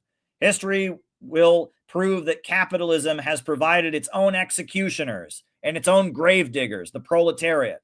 The workers and the peasants of the world are getting ready for their great social task of abolishing capitalism and establishing socialism. James W. Ford, the black veteran who had led the Bonus Army, was Foster's running mate in 1932.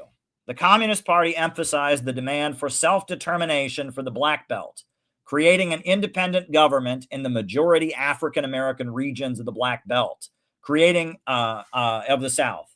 Many prominent African-Americans joined the Communist Party due to its opposition to segregation. The Communist Party raised the slogan, "Death penalty for lynchers," and frequently highlighted the brutal atrocities committed against African Americans. The Communist Party also exposed the crimes of British and French colonialism in Africa and presented Black Americans as an oppressed nationality within U.S. borders rather than merely victims of racism. In 1932 presidential campaign, the 1932 presidential campaign tour was extremely stressful for Foster, as he was arrested in almost every city that he visited. In Los Angeles, he described how while being held in a city jail, he was seized by two police behind me, one wearing lead gloves, began to punch me viciously in the stomach and the groin. I could only squirm to protect myself.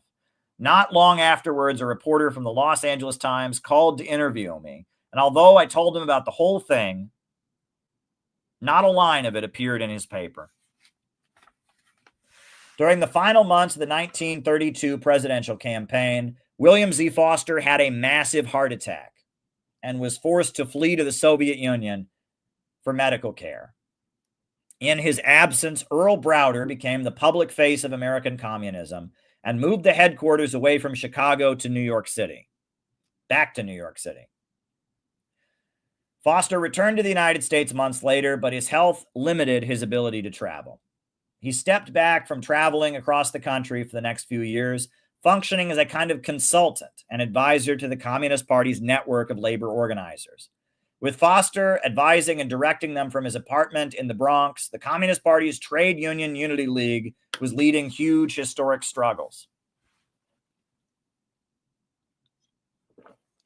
The summer of 1934 was a turning point in U.S. history as the struggle went beyond the desperate unemployed to organized workers on the job. In San Francisco, the dock workers held a general strike. Unlike previous strikes where the Black community was used as scab labor, this time communist leaders of the Union, Harry Bridges and Foster's protege, Samuel Darcy, made the hiring of Black workers a central demand of the strike.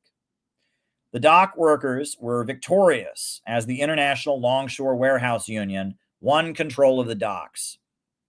Minneapolis was shut down by a strike of truck drivers organized into the Teamsters. Toledo was shut down by the auto light workers, and the National Guard was sent in. Furthermore, sharecroppers and textile workers struck all across the U.S. South. South Carolina declared a state of emergency as the Communist Party led workers, Black and white, to demand better treatment. 1934 was a turning point where the uprising of the unemployed had aligned itself with workers on the job. The Communist Party was at the center of the labor upsurge that shook the country and had a large amount of influence in most major cities and in the rural southern states. It has been revealed that in the circumstances of rising class struggle, Wall Street plotted a military coup to overthrow Franklin Roosevelt and establish a military dictatorship. U.S. Marine Corps General Smedley Butler revealed in congressional testimony the details of the business plot in which a number of people had approached him about toppling Roosevelt in coordination with the American Legion. It was shortly after the summer of 1934, when the country faced a huge amount of labor unrest, that the Roosevelt administration began enacting dramatic reforms.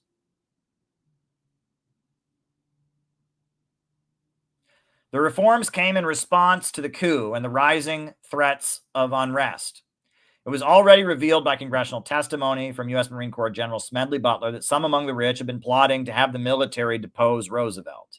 U.S. mainstream newspapers mocked and tried to downplay the business plot that was revealed in 1933.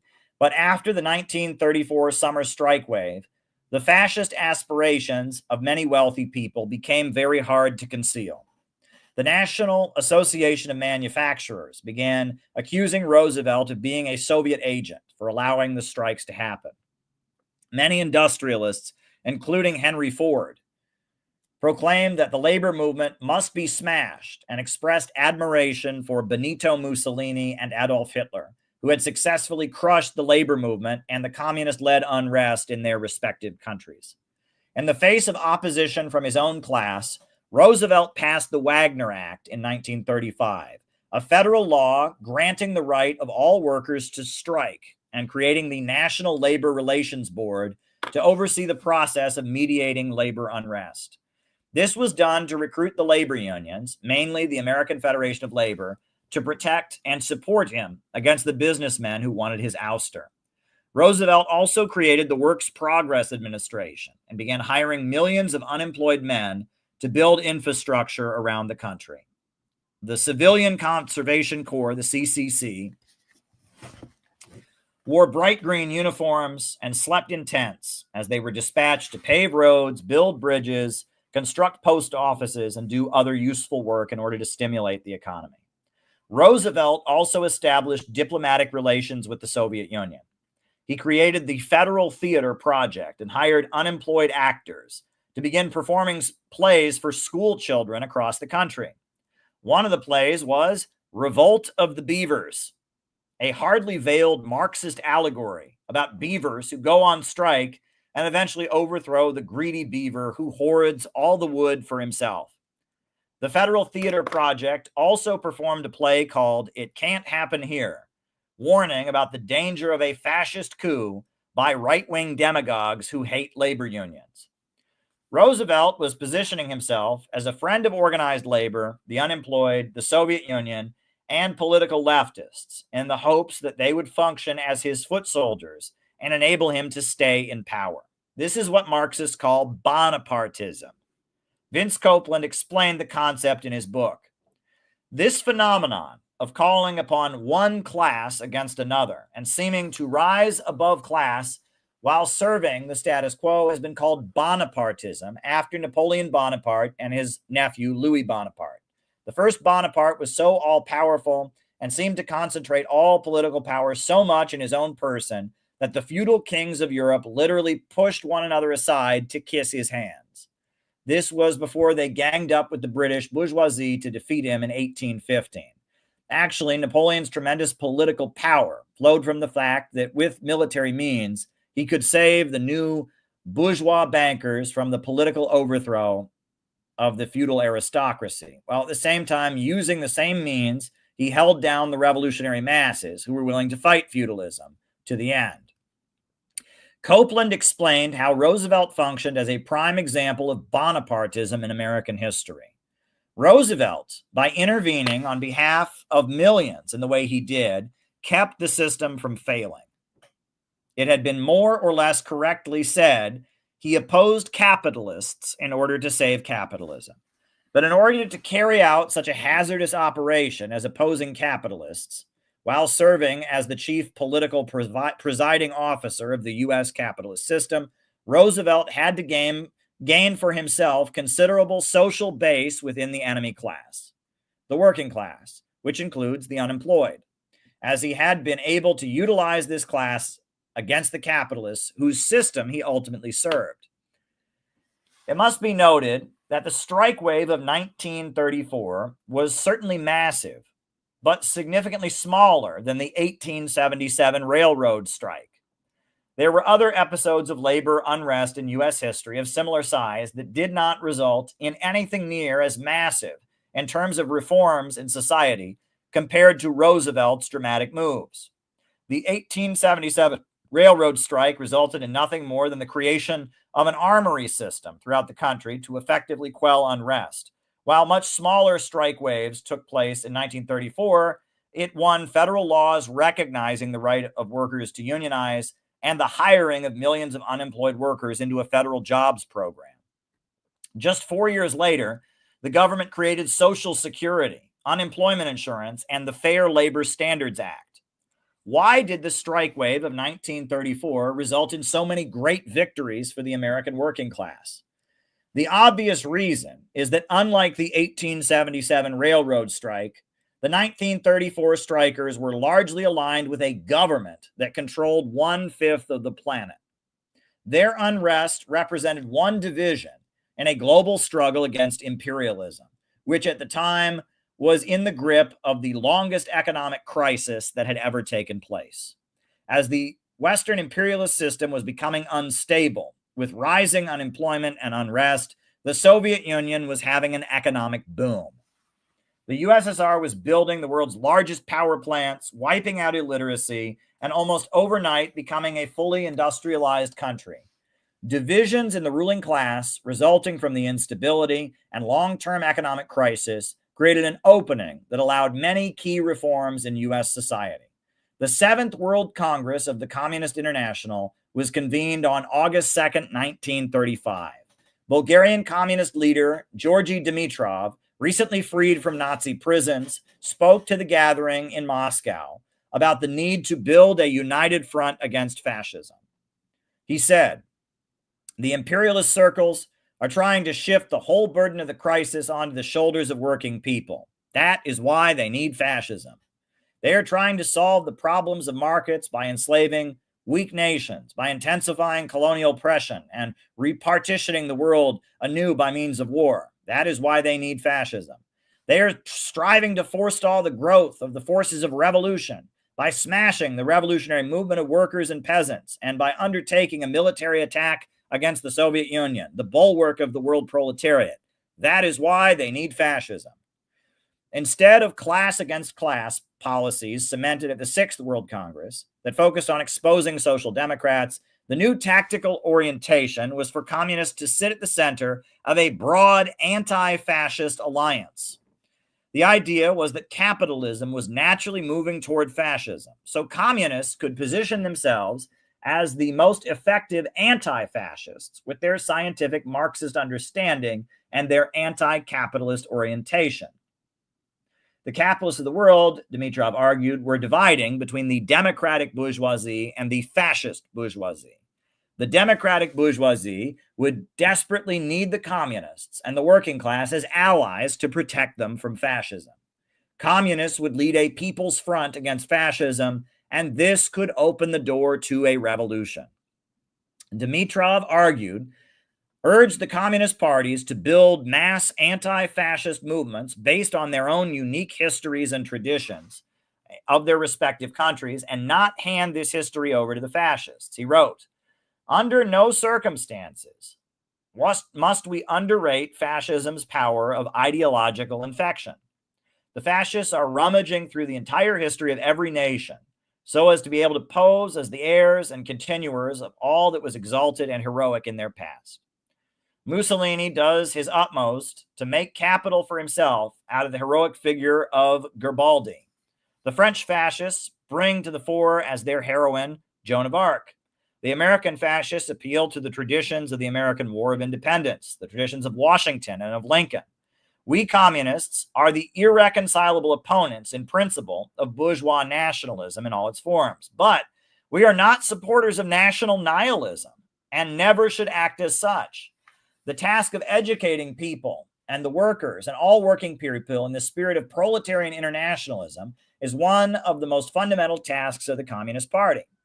But anyone who thinks that this permits him to sneer at the national sentiments of the broad masses has understood nothing about the teachings of Lenin on the national question.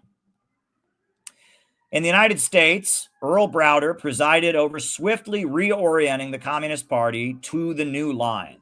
The ranks of the Communist Party were opened up to many middle-class elements, and the requirements for party membership were loosened. Many college professors, Broadway actors, Hollywood screenwriters, and others joined the Communist Party on the basis of opposing fascism and admiring the Soviet Union. The Communist Party also emphasized patriotism in all its speeches and publications and claimed that America's tradition was democratic and opposed to fascism. Communist Party members were expected to know every single verse of the Star-Spangled Banner, and communist rallies in Madison Square Garden began with the Pledge of Allegiance. The bulk of the Communist Party's leadership remained militant trade unionists and former IWW members who had worked with Foster. While Browder focused on expanding the party's influence among broader anti-fascist and liberal circles, the trade union old guard were active in setting the stage for the big fight ahead. It was no secret that Earl Browder and William Z. Foster were rivals. Foster considered Browder to be a kind of career politician with a middle-class orientation who loved to pander to Roosevelt's liberal friends. Browder considered Foster to be somewhat of an unreformed syndicalist and thought his crew of labor organizers, such as Elizabeth Gurley Flynn, Eugene Dennis, and others, were foul-mouthed, uncultured, and a bit too enthusiastic about violence and illegal tactics on the picket line. Foster was being forced into the background at the New York City Madison Square Garden and Carnegie Hall rallies.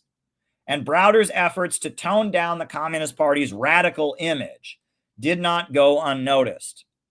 But as a democratic centralist organization, the Communist Party publicly did not acknowledge disagreements that pretty much everyone who observed the party from outside could easily detect. At National Committee meetings, every resolution and decision the party made was unanimous, and disagreements were kept behind closed doors. In 1936, Earl Browder ran for president on a platform he described as democracy or fascism. Roosevelt was considered to be an ally of the labor movement and the anti-fascist elements in American society. Browder focused on defeating the Republicans. Though he ran and received thousands of votes, the Communist Party did everything it could to secure Roosevelt's victory. And that is where we'll stop for now on page 57. So why don't we do our roll call, and then I'll answer any questions that people have. I'll see, do we have any Rumble rants that have come in? We got a couple. We got one from Penny, about the Minneapolis rally montage. All right. If you want to send any questions in for the second half of the show, you can send them via Rumble rants or on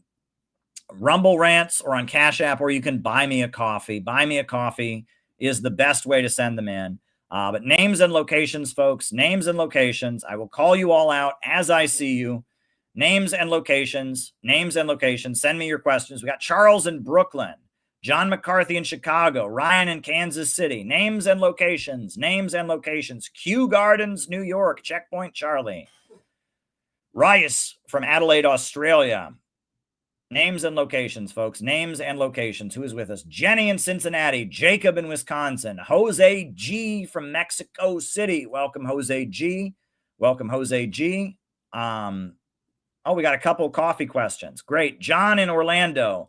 Denver and Chattanooga. Richard in Unanimous Woodland What-Up. Hey, Hemp, says Denver. Names and locations. Cameron in New Hampshire. Anybody else? Names and locations. Who is with us? Sarah in Oregon. Good to see you, Sarah. Go follow Sarah on Twitter. She does great stuff on Twitter. Sarah Jackman, awesome Twitter account. She's doing great stuff. Go follow Sarah. On the road to Mildura, Australia. Great work, David. Great work. Names and locations. Yeah, we got 2 questions that have come in on Buy Me a Coffee. 1 question that's come in on Cash App.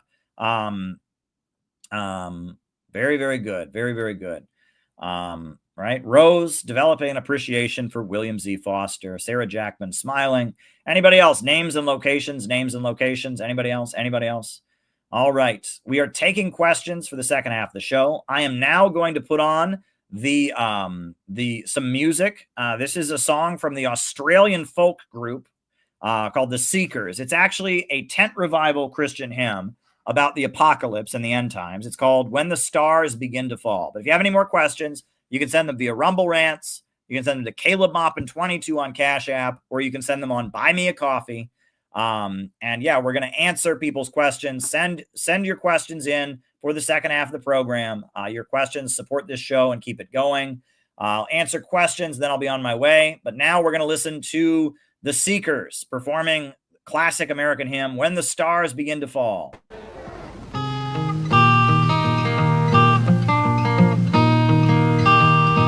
My Lord, what a morning. My Lord, what a morning. My Lord, what a morning. When the stars begin to fall. My Lord, what a morning. My Lord, what a morning.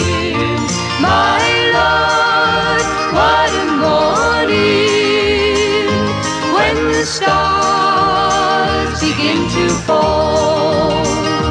You will weep for the rocks and mountains. You will weep for the rocks and mountains. You will weep for the rocks and mountains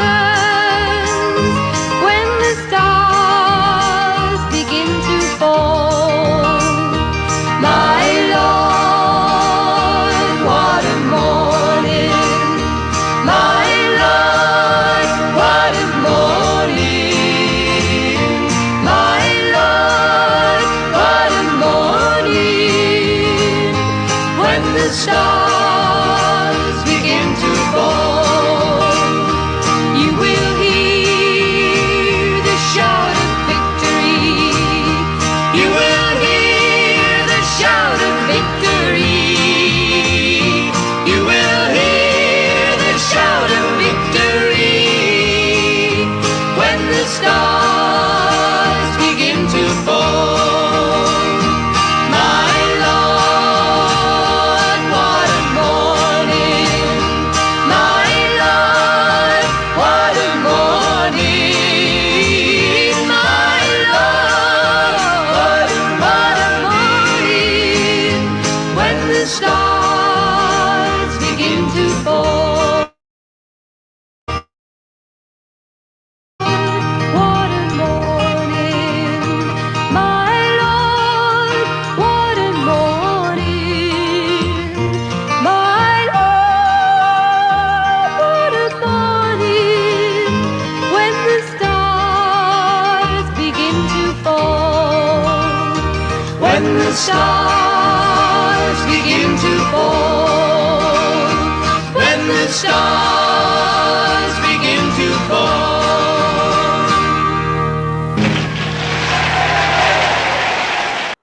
Yeah, that's always been a favorite song of mine. And we actually have quite a number of questions that have come in. More questions are always welcome. Rumble rants, Caleb Moppin 22 on Cash App, or buy me a coffee. Always appreciated. And we've got two questions that have come in via Cash App, both of them from Richard. And the first one is Richard says there's a clip of Donald Trump appearing on Oprah in 1988. And I actually found the clip, so let's watch it. We'll put it on, right? I found the clip while the song was playing. So he sent a Rumble rant asking about this clip. Let's see. The enemies you can't talk to so easily. I'd make our allies pay their fair share. We're a debtor nation. Something's going to happen over the next number of years with this country because you can't keep going on losing $200 billion. And yet we let Japan come in and dump everything right into our markets and everything. It's not free trade. If you ever go to Japan right now and try to sell something, forget about it, Oprah. Just forget about it. It's almost impossible. They don't have laws against it. They just make it impossible. They come over here, they sell their cars, their VCRs, they knock the hell out of our companies. Kuwait, they live like kings. The poorest person in Kuwait, they live like kings. And yet they're not paying. We make it possible for them to sell their oil. Why aren't they paying us 25% of what they're making? It's a joke. This sounds like political presidential talk to me, and I know people have talked to you about whether or not you want to run. Would you ever? Probably not. But I do get tired of seeing the country with. Why would you? Okay. I mean, that's interesting. That's kind of protectionist rhetoric, right? He is acknowledging what he does say now, which is the United States basically runs a military racket for the whole world. And, our military is everywhere at great expense to the taxpayers. And that, I don't know. That's the tariffs. That's a lot of what he's doing. There's always been a layer of people who think that way, right? That's very Reagan era conservative populist stuff, very pro-military, but also pro-tariffs. The idea that tariffs are the way to protect industries, right? I'm not surprised by that. The other question that Richard asked is, what about Trump sending warships to Venezuela? That's disturbing. That's horrifying.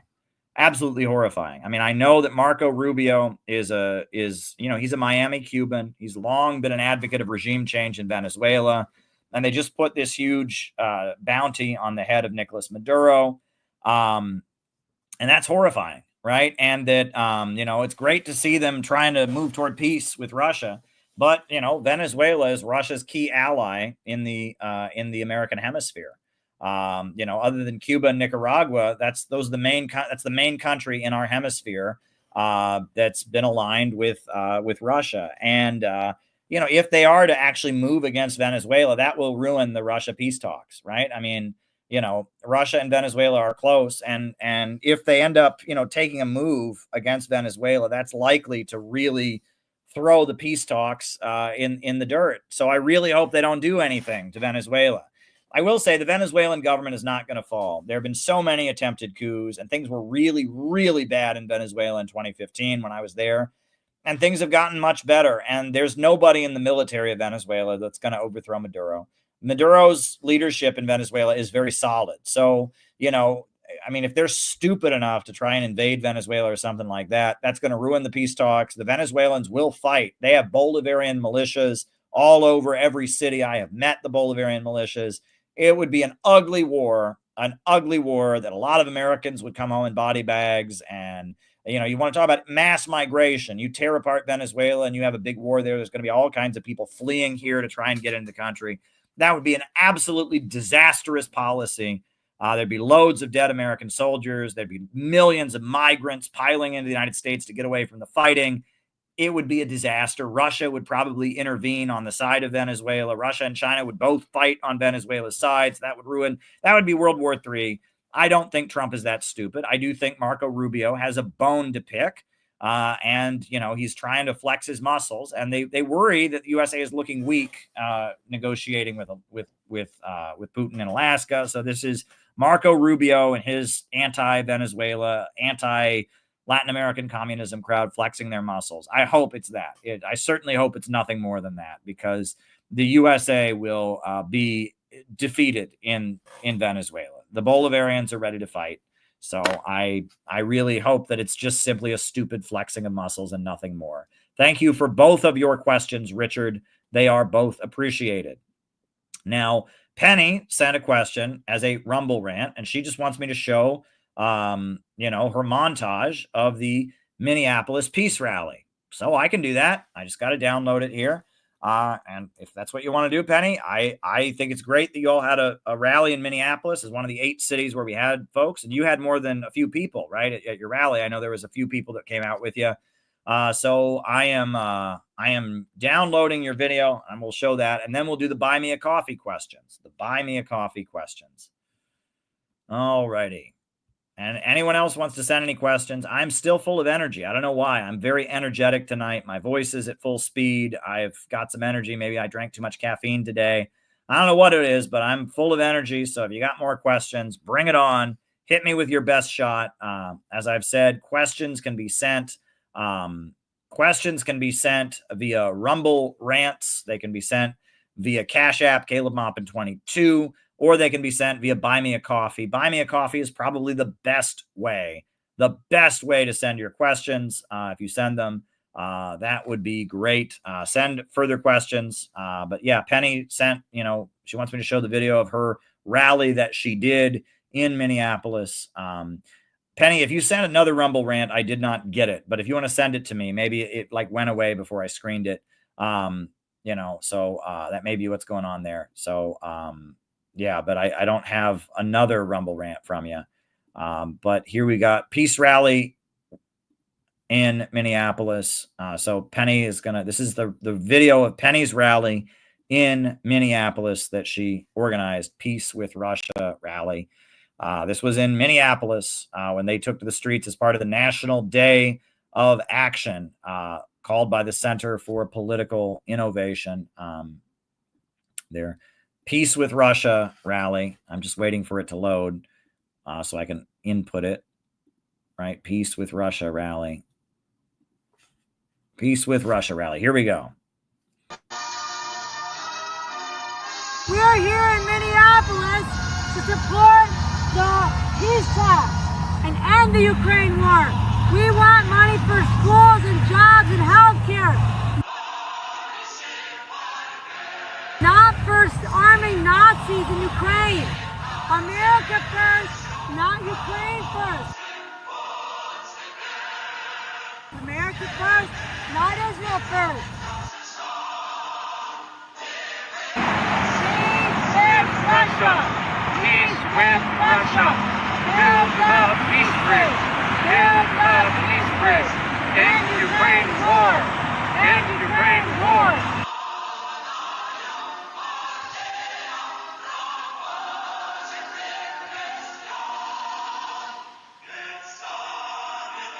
Peace with Russia! Peace with Russia! Peace with Russia! Peace with Russia! Tulsi revealed that the Russiagate hoax was all a lie to stop America from making peace with Russia.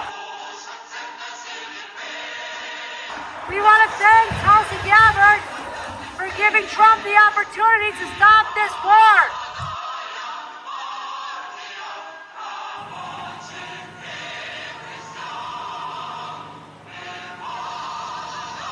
We would like to know, as American people, why you continue to support sending billions of taxpayer dollars to Nazis in Ukraine to start a nuclear war with Russia. China is not our enemy. I need you to leave, please, ma'am. China is not our enemy. Russia's not our enemy. No more money for rich men's wars. Take your stuff. No more money for rich men's wars. Feed Americans, not the war machine. Feed Americans, not the war machine. Feed Americans, not the war machine.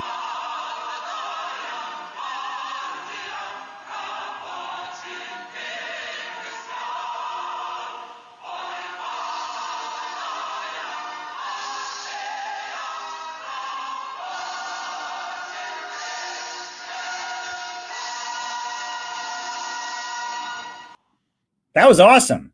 That was great. Thanks for sending that, Penny. That's a great compilation.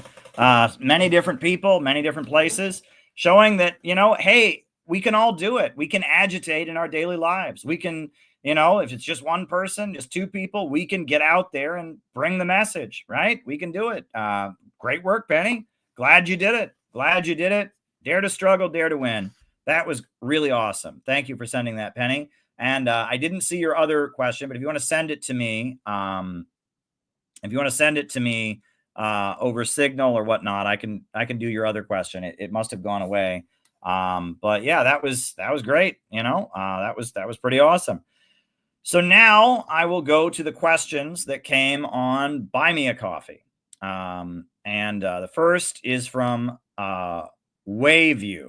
And Wayview said, was there a political point to Bertolt Brecht's Threepenny Opera? And the answer is yes. Bertolt Brecht was a German playwright, and he wrote plays to make Marxist political points.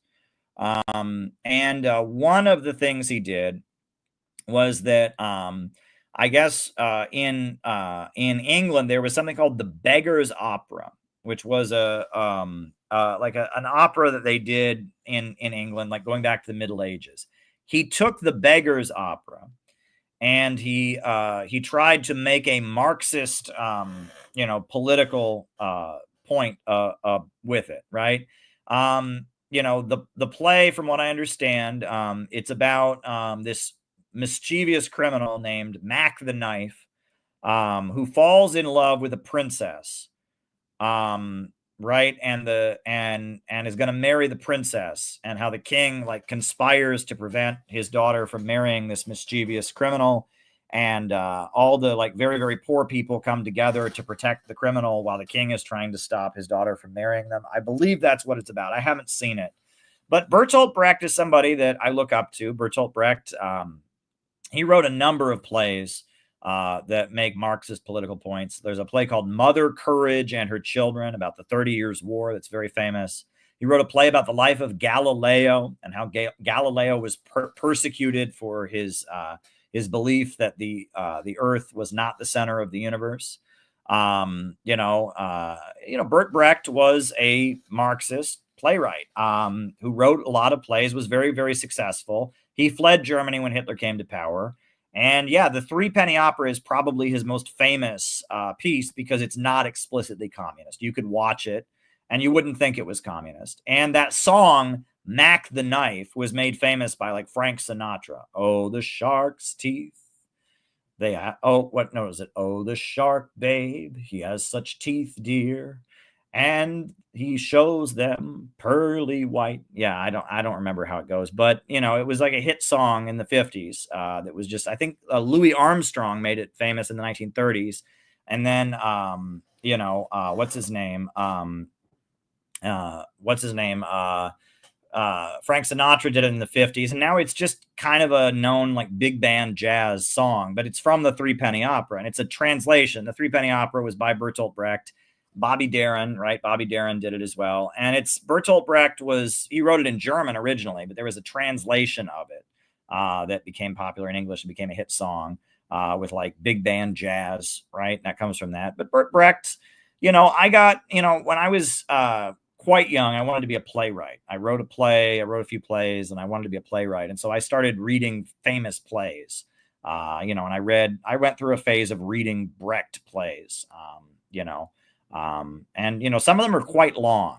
Some of the Brecht plays are very long, like Mother Courage and Her Children is a very, very long play about like a woman who, like, you know, lives through the 30 Years War. And like multiple generations of young kids go to fight in this war between the Catholics and the Protestants in Central Europe. It kind of shows, it's kind of a pacifist play showing the senselessness of war, but also like the mother is kind of the hero, the protagonist, because she holds the family together amid this war that just keeps taking so many lives. And it kind of shows what life was like during, you know, this period of prolonged conflict between Catholics and Protestants that went on, you know, at the end of feudalism in Europe, in Germany and France and places like that. You know, Penny, you need to send it again because I haven't gotten it, right? You know, so if you want to send it again, if you can signal message me, please signal message me. I don't have your previous Rumble rant. I have the one Rumble rant you shared, but just signal message me. I'll show you. If you put up the money for a Rumble rant, you'll get your question answered. So yeah, Three Penny Opera, anything by Bert Brecht. He was intending to make a political point. He took the Beggar's Opera, which was a famous play that they did in Britain, and he took it and he made it political, right? Tried to do a Marxist version of it. That's Bert Brecht. And then John McCarthy sent two questions. First of which is, are you going to post your speech from Haymarket Cemetery? The answer is yes. That is on my list of things to edit from the convention. I still have 3 speeches left that need to go up, or really 4 speeches left that need to go up from the convention. I've still got a few more questions from the Q&A session, and then I will do the Haymarket Cemetery video. And I want to have actual footage of all the things I talked about at Haymarket Cemetery in it. So I want to make it a real professional piece. I also need to edit my footage from my visit to China. When I visited China, I have a lot of footage from China that I've been holding off editing. So little by little, all those videos will come out. You know, these things take time, but I do appreciate it. And yeah, the Haymarket Cemetery was really great place. That was a really I think it was Ellie's idea that I go to the cemetery and we film me narrating the history there. And William Z. Foster is buried there. So yeah, I will definitely be editing that at some point in the future and posting it.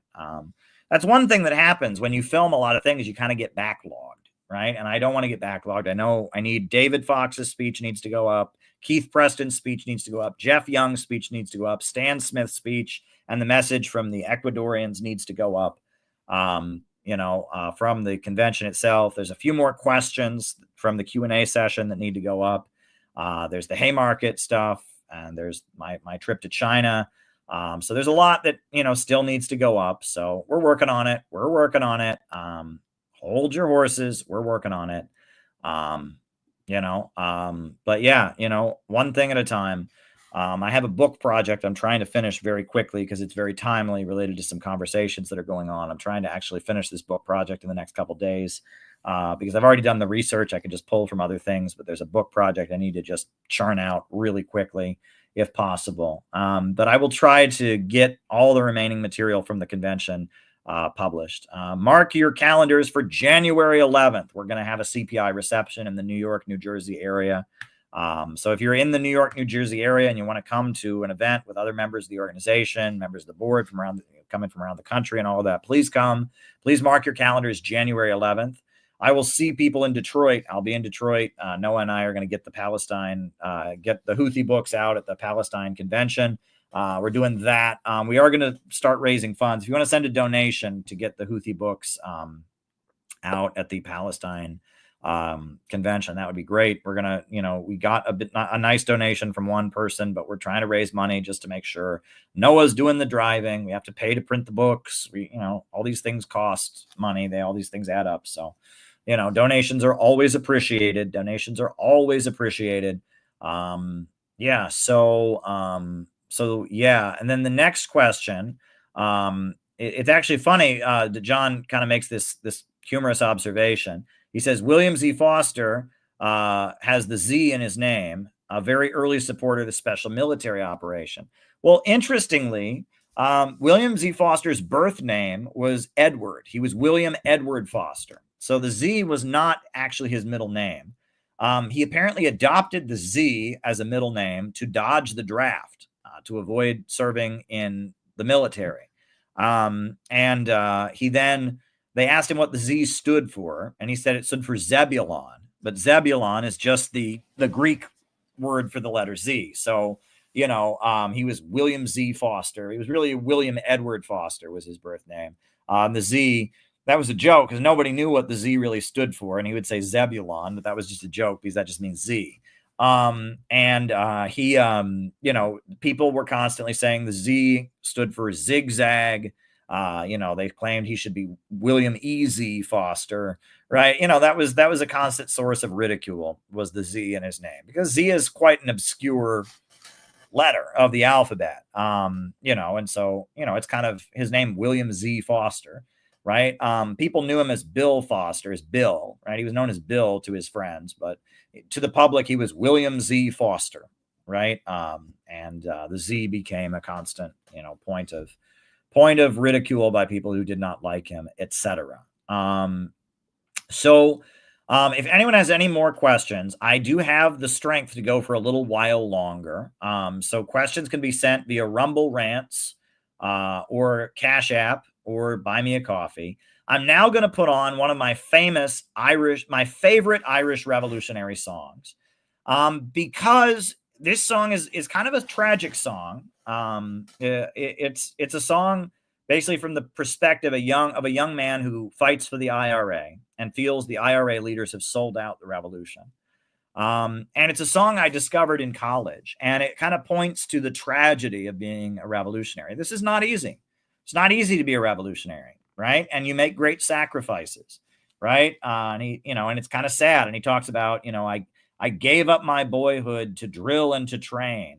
The song is called The Patriot's Game, and it's a tragic song about how, being a revolutionary is difficult and tragic, and it's a way of life that is very costly, and very risky and very tragic and involves a lot of sacrifice. And, it's almost like an addiction. You can't get out of it, right? And that I've been doing this revolutionary stuff my whole adult life, and I can't stop, right? There's people who want me to stop organizing. I can't. I'm sorry. I can't. This is what I know. This is what I do. This is what I'm in, and that's why I'm not giving up. I'm not giving up no matter how hard it gets. And it's beautiful in a way. I mean, the struggle is very rewarding, but it can also be very, very sad, and that we believe in what we are doing. We are motivated by passion and willingness to sacrifice and keep fighting no matter how hard it gets. And so, yeah, can't stop, but it is a bit of a tragic existence, right? That it's hard. So this is this beautiful song,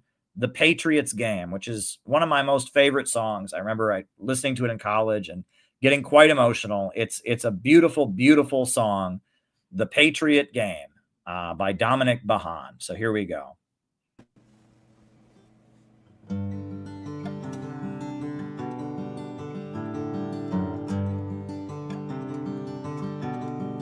All you young rebels, and list as I sing, for the love of one's country is a terrible thing. It banishes fear with the speed of a flame, and it makes us all part of patriot game.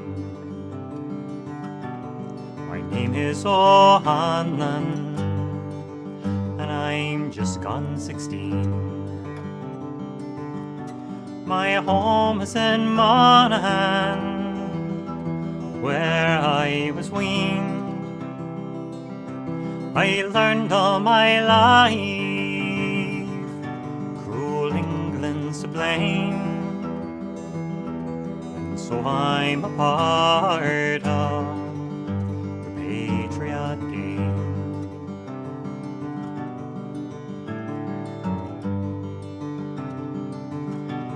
It's barely 2 years since I've wandered away with a local battalion of the bold IRA. I'd read of our heroes, and I wanted the same, to play up my part in the patriot game. They told me how Conley had been shot in the chair, his wounds from the fighting all bleeding and bare, his fine body twisted, all battered and lame. Oh, they soon made me part of the patriot game.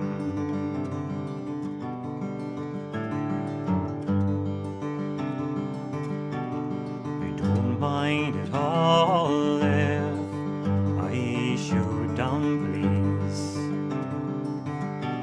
They're lackeys of war, never guardians of peace.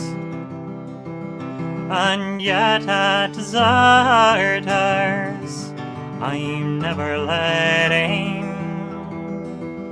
those cowards who sold out game.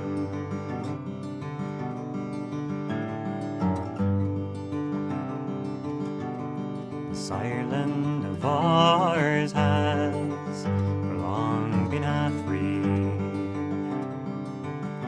6 counties are under John Bull's tyranny,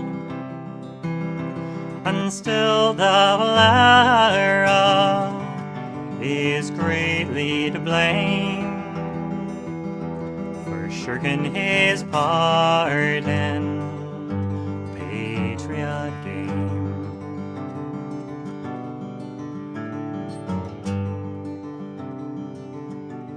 So now as I lie here, my body all holds, I think on those traitors who bargained and sold. I wish that my rifle had given the same for those quislings who sold out the patriot game.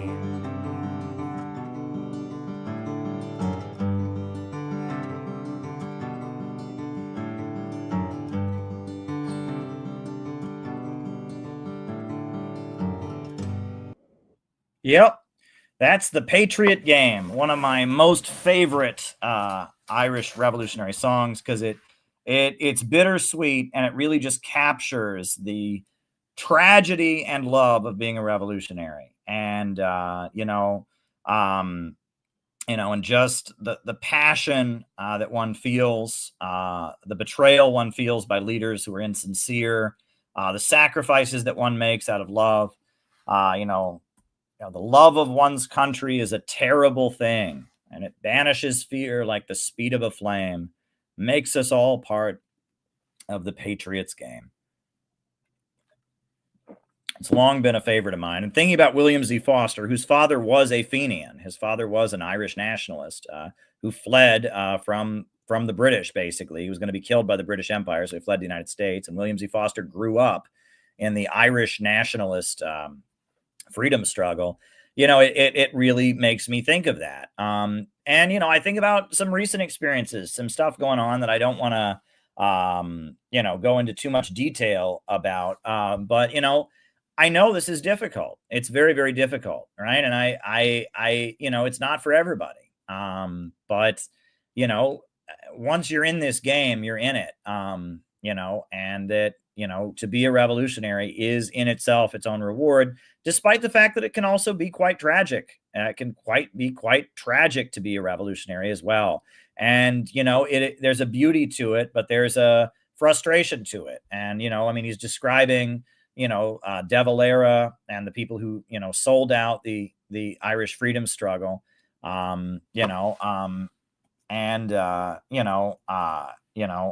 It's important stuff. So since we haven't gotten any other questions, right? I am Penny, if you want to send a link to the video, I can show the video, but you need to send a link. I am going to put on another version of that song. I don't seem to see any more questions. If anyone wants to send any more questions can be sent via Rumble Rants, Cash App, Caleb Moppa 22, or you can buy me a coffee. But there's, questions can be sent. I'm going to put on a different version of that song just because there's many versions of it. You'll notice, so there's a couple things. First of all, that guy, there's one of the original verses of the song is about cop killing because the IRA shot police officers. Obviously, most American Irish performers don't sing that verse because a lot of Irish Americans are police. And, you sang that bar in a New York City Irish pub and you might be risking your life, right? There, you might, get the shit kicked out of you. But he sang one of the original verses of the song about, I don't mind a bit if I shoot down police. They're lackeys of war, never guardians of peace. But yet at deserters, I never take aim. Most of the people who perform that song take it out. The other thing is that there's this, that the original version of that song, which was just performed there, specifically attacks De Valera, the Irish leader. Most of the IRA, most of the people who perform it just say most of our leaders. They don't say De Valera. They don't name him specifically because they don't want to take sides in Irish, political sectarian divisions. But yeah, Dominic Behan is the guy who wrote the song. And he was a folk singer and a communist in Ireland in the 1960s and 70s. And he wrote a number of songs that became popular, Come Out Ye Black and Tans, other things. And John Lennon was apparently very heavily influenced by Dominic Behan, met with Dominic Behan, liked Dominic Behan. But yeah, so here's another version of the Patriots game. But yeah, if people want to send any more questions, now is the time to send them. All right, we'll do another version of that great, one of my most favorite Irish freedom songs. Here we go.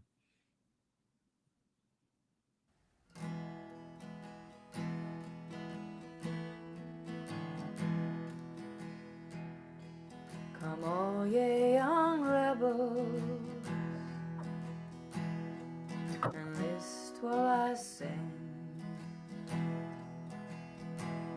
For the love of one's country is a terrible thing. It banishes fear with the speed of a flame, and it makes us all part of the patriot's game.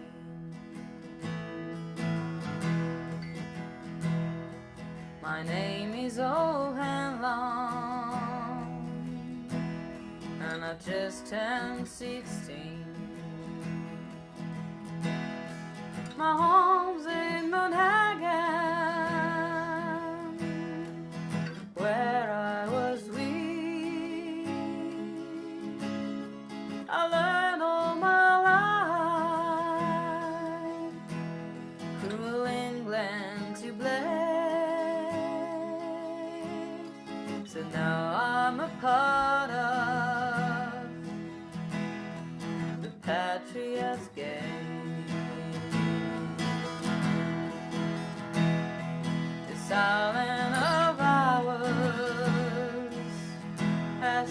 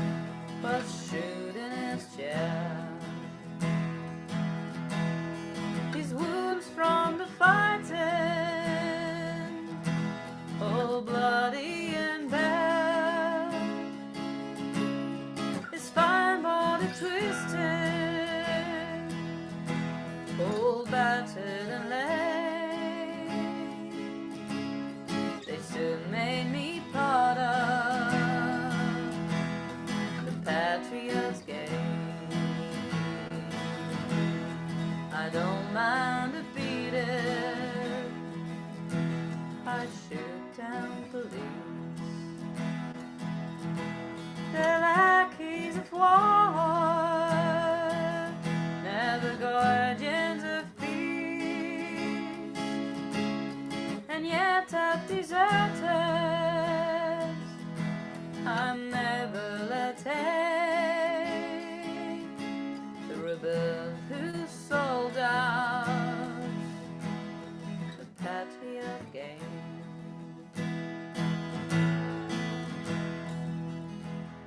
It's nearly 2 years now since I wandered away with the locals battalion of the bold IRA. I've read of our heroes, and I wanted the same,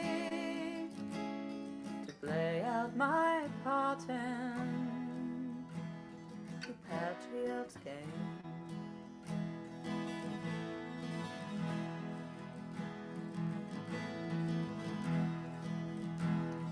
And now as I lay here, my body all falls, I think of the traitors who bargain in souls, and I wish that my rifle had given the same to this Grizzling who sold out the Patriot game.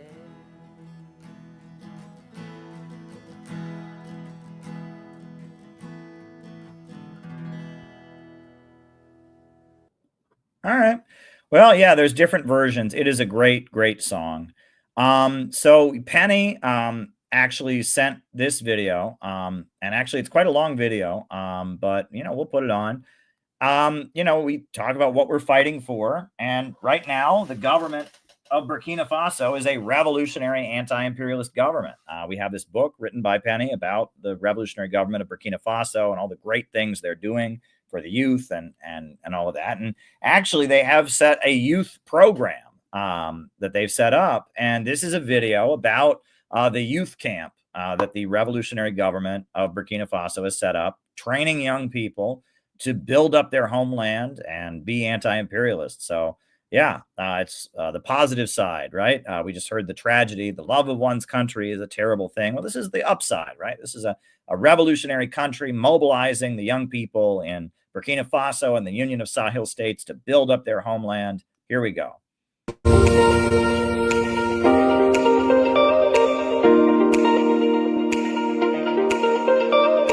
Families, welcome back once again. I hope you are well. I hope your day is good. It's great news from Burkina Faso once again. This is the popular revolution that is going on in Burkina Faso. I think I mixed one word. It's progressive patriotic revolution. Yes, I got it now. If you are here, you know what this is about. And if you are new here, please start your bet, because this is the foundation of our children that we are talking about, how they are being trained, mode and everything. But apart from learning, apart from everything, for the past 10 days that they are going to go through these 410 children, beautiful ones, handsome ones, the stars, the role models, the ministers are visiting these children one by one, share their experience, also put something into their head and their heart that when they go back, they will never forget. This particular person is a musician. I've been seeing him with the president a lot of times. Apart from IB in Burkina Faso, if you don't know IB, I'll look for his picture and put it there. This man, gentleman you're about to see, is supporters of Captain Ibrahim Traoré in Burkina Faso. He was there to sing with the children. Above all, advice that he gave them. Please listen. Zeki Karaga wa Burkina Faso. Encore. Sandata Panambangi. 4. Data Paraba Nambangi. Raboting to Zekika. Round of applause. Of course. Let's give a big round of applause.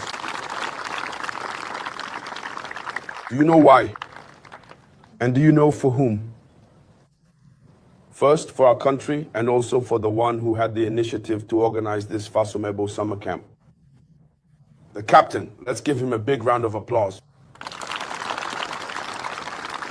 I haven't forgotten your instructors. Let's give a big round of applause for your instructors.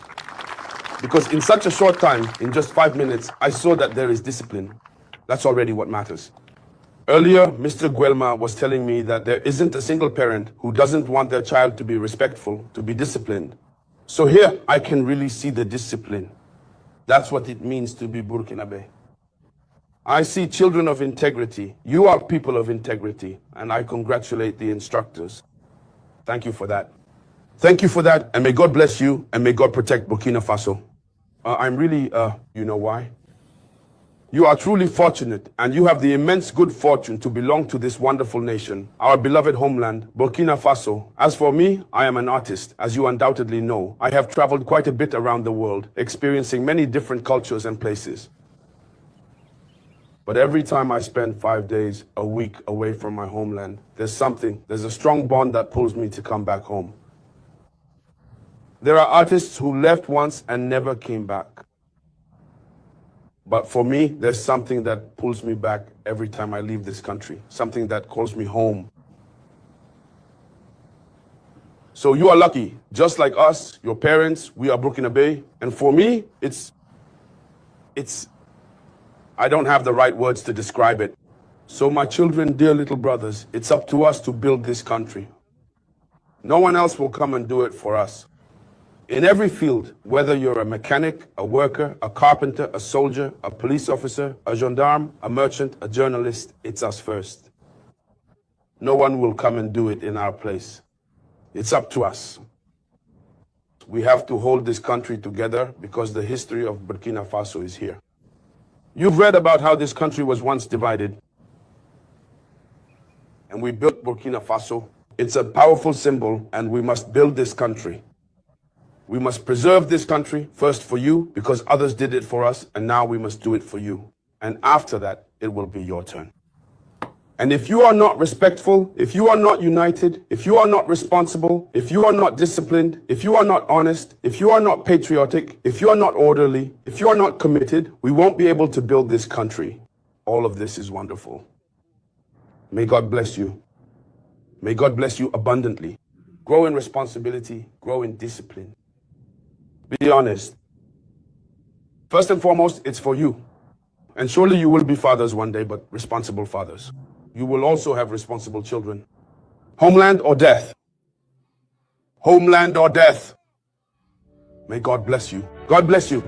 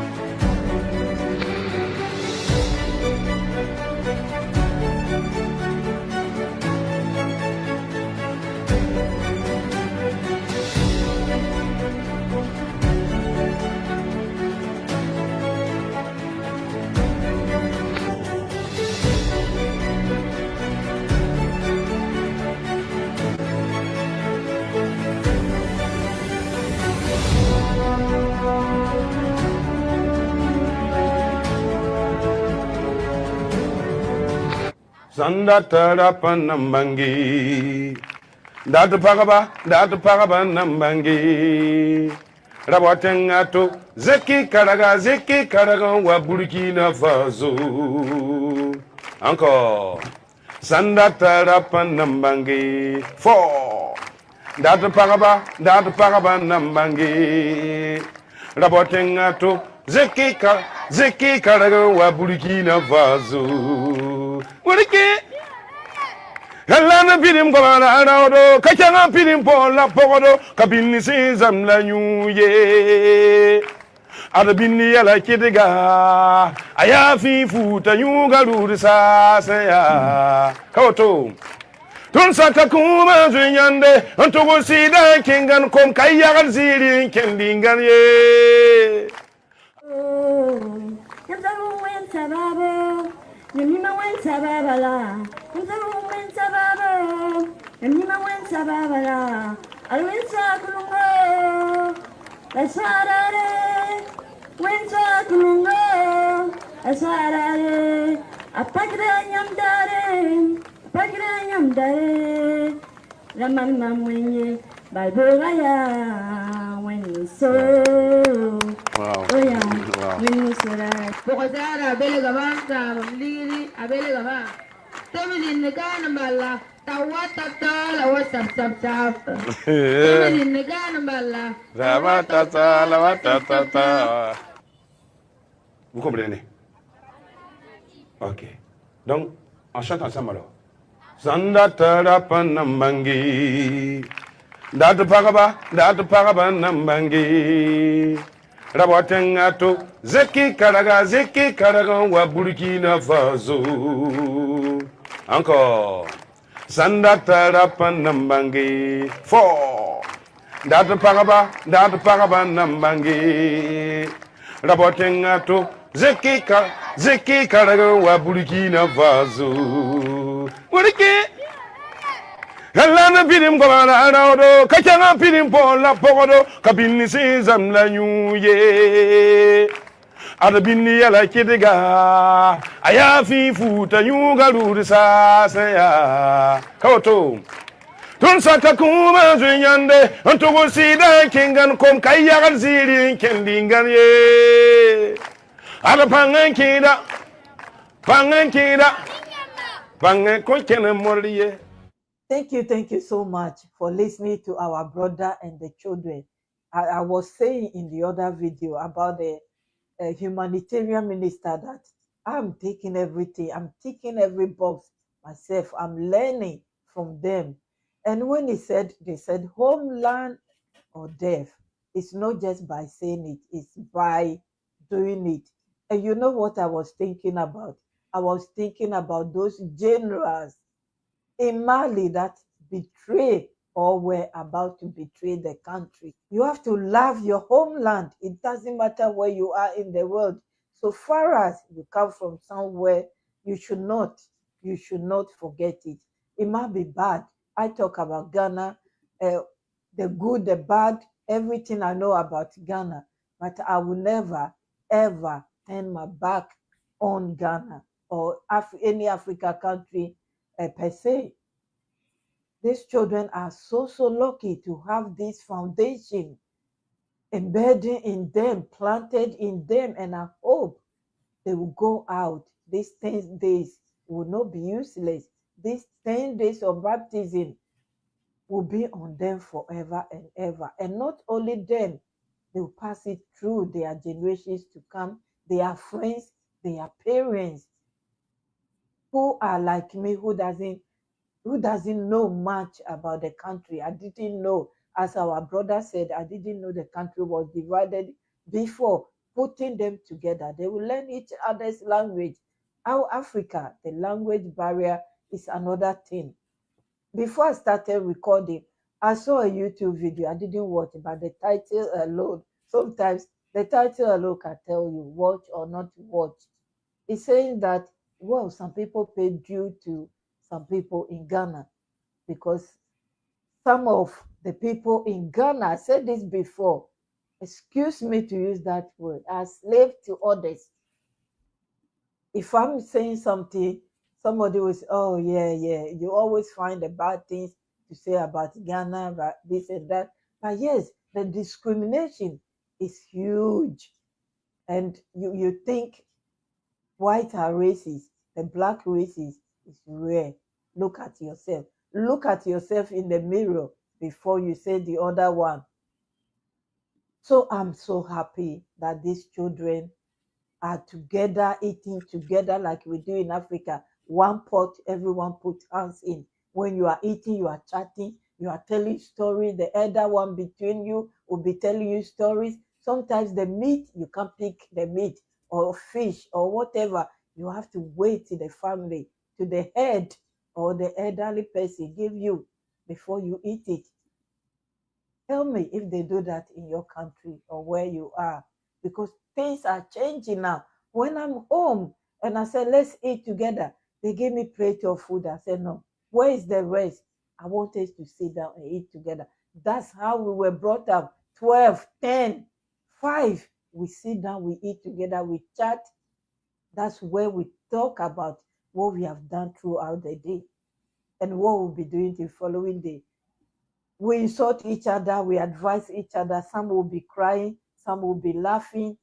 That's how we know each other. They don't do that in many houses, don't do that anymore. I'm lucky these children are going to hopefully continue what they have embedded in them forever and ever, and also pass it on. Anyway, you heard everything that our brother has planted into these children. And I hope and pray that it will germinate and it will be blossom like flowers, beautiful ones that will be smelling nice.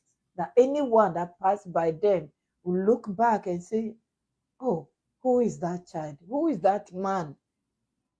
And they will tell the story, why they tend to be who they are. I'll leave you your families, add your own. Thank you. May God bless you. Continue to bless our household. Make our children good citizens wherever they are. Above all, let's love ourselves first. Let's love ourselves first, because sometimes the discrimination is too much among ourselves.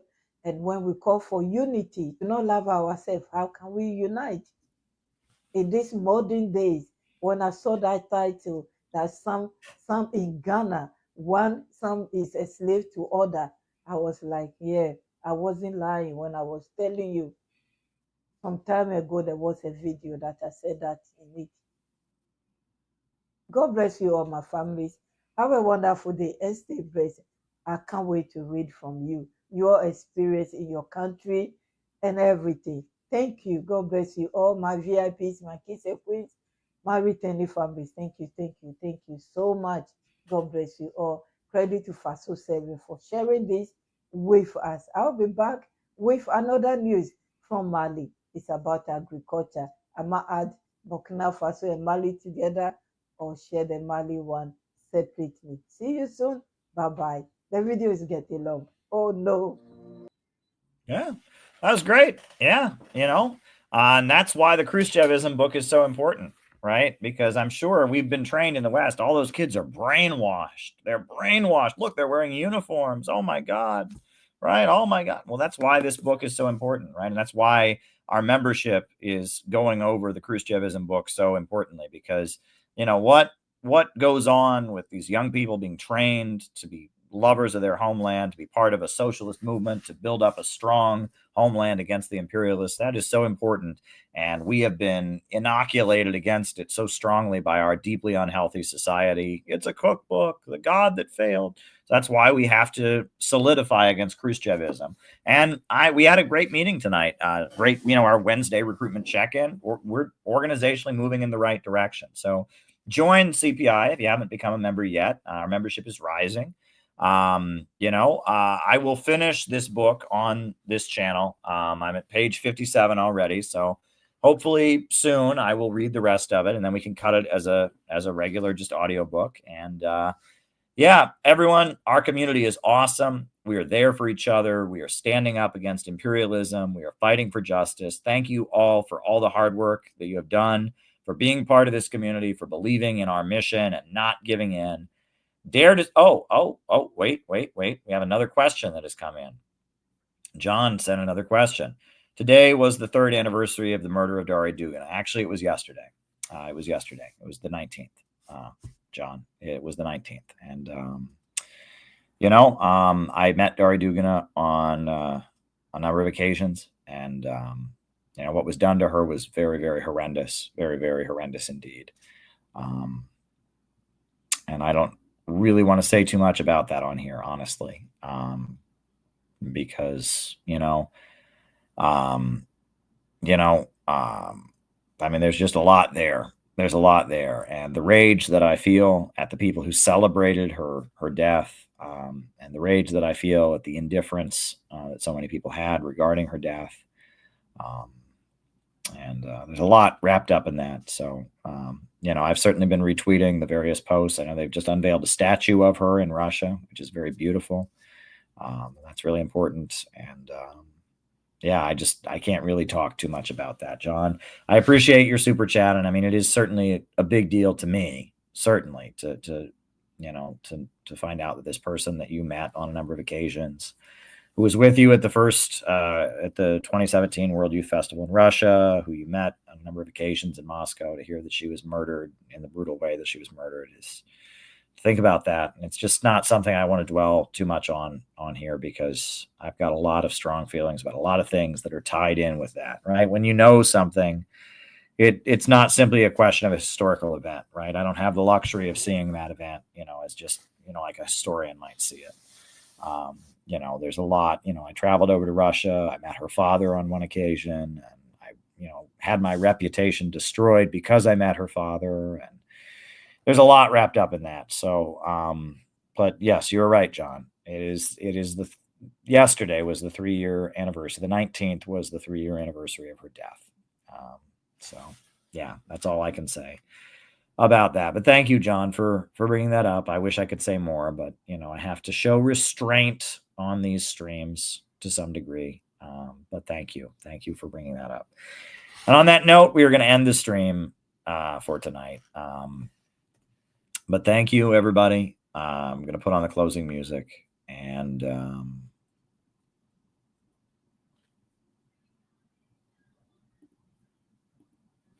new upsurge in the struggle against U.S. imperialism is now emerging throughout the world. Ever since World War II, U.S. imperialism and its followers have been continuously launching wars of aggression. But the people of various countries have been continuously waging revolutionary wars to defeat their aggression. And while the danger of a new world war still exists,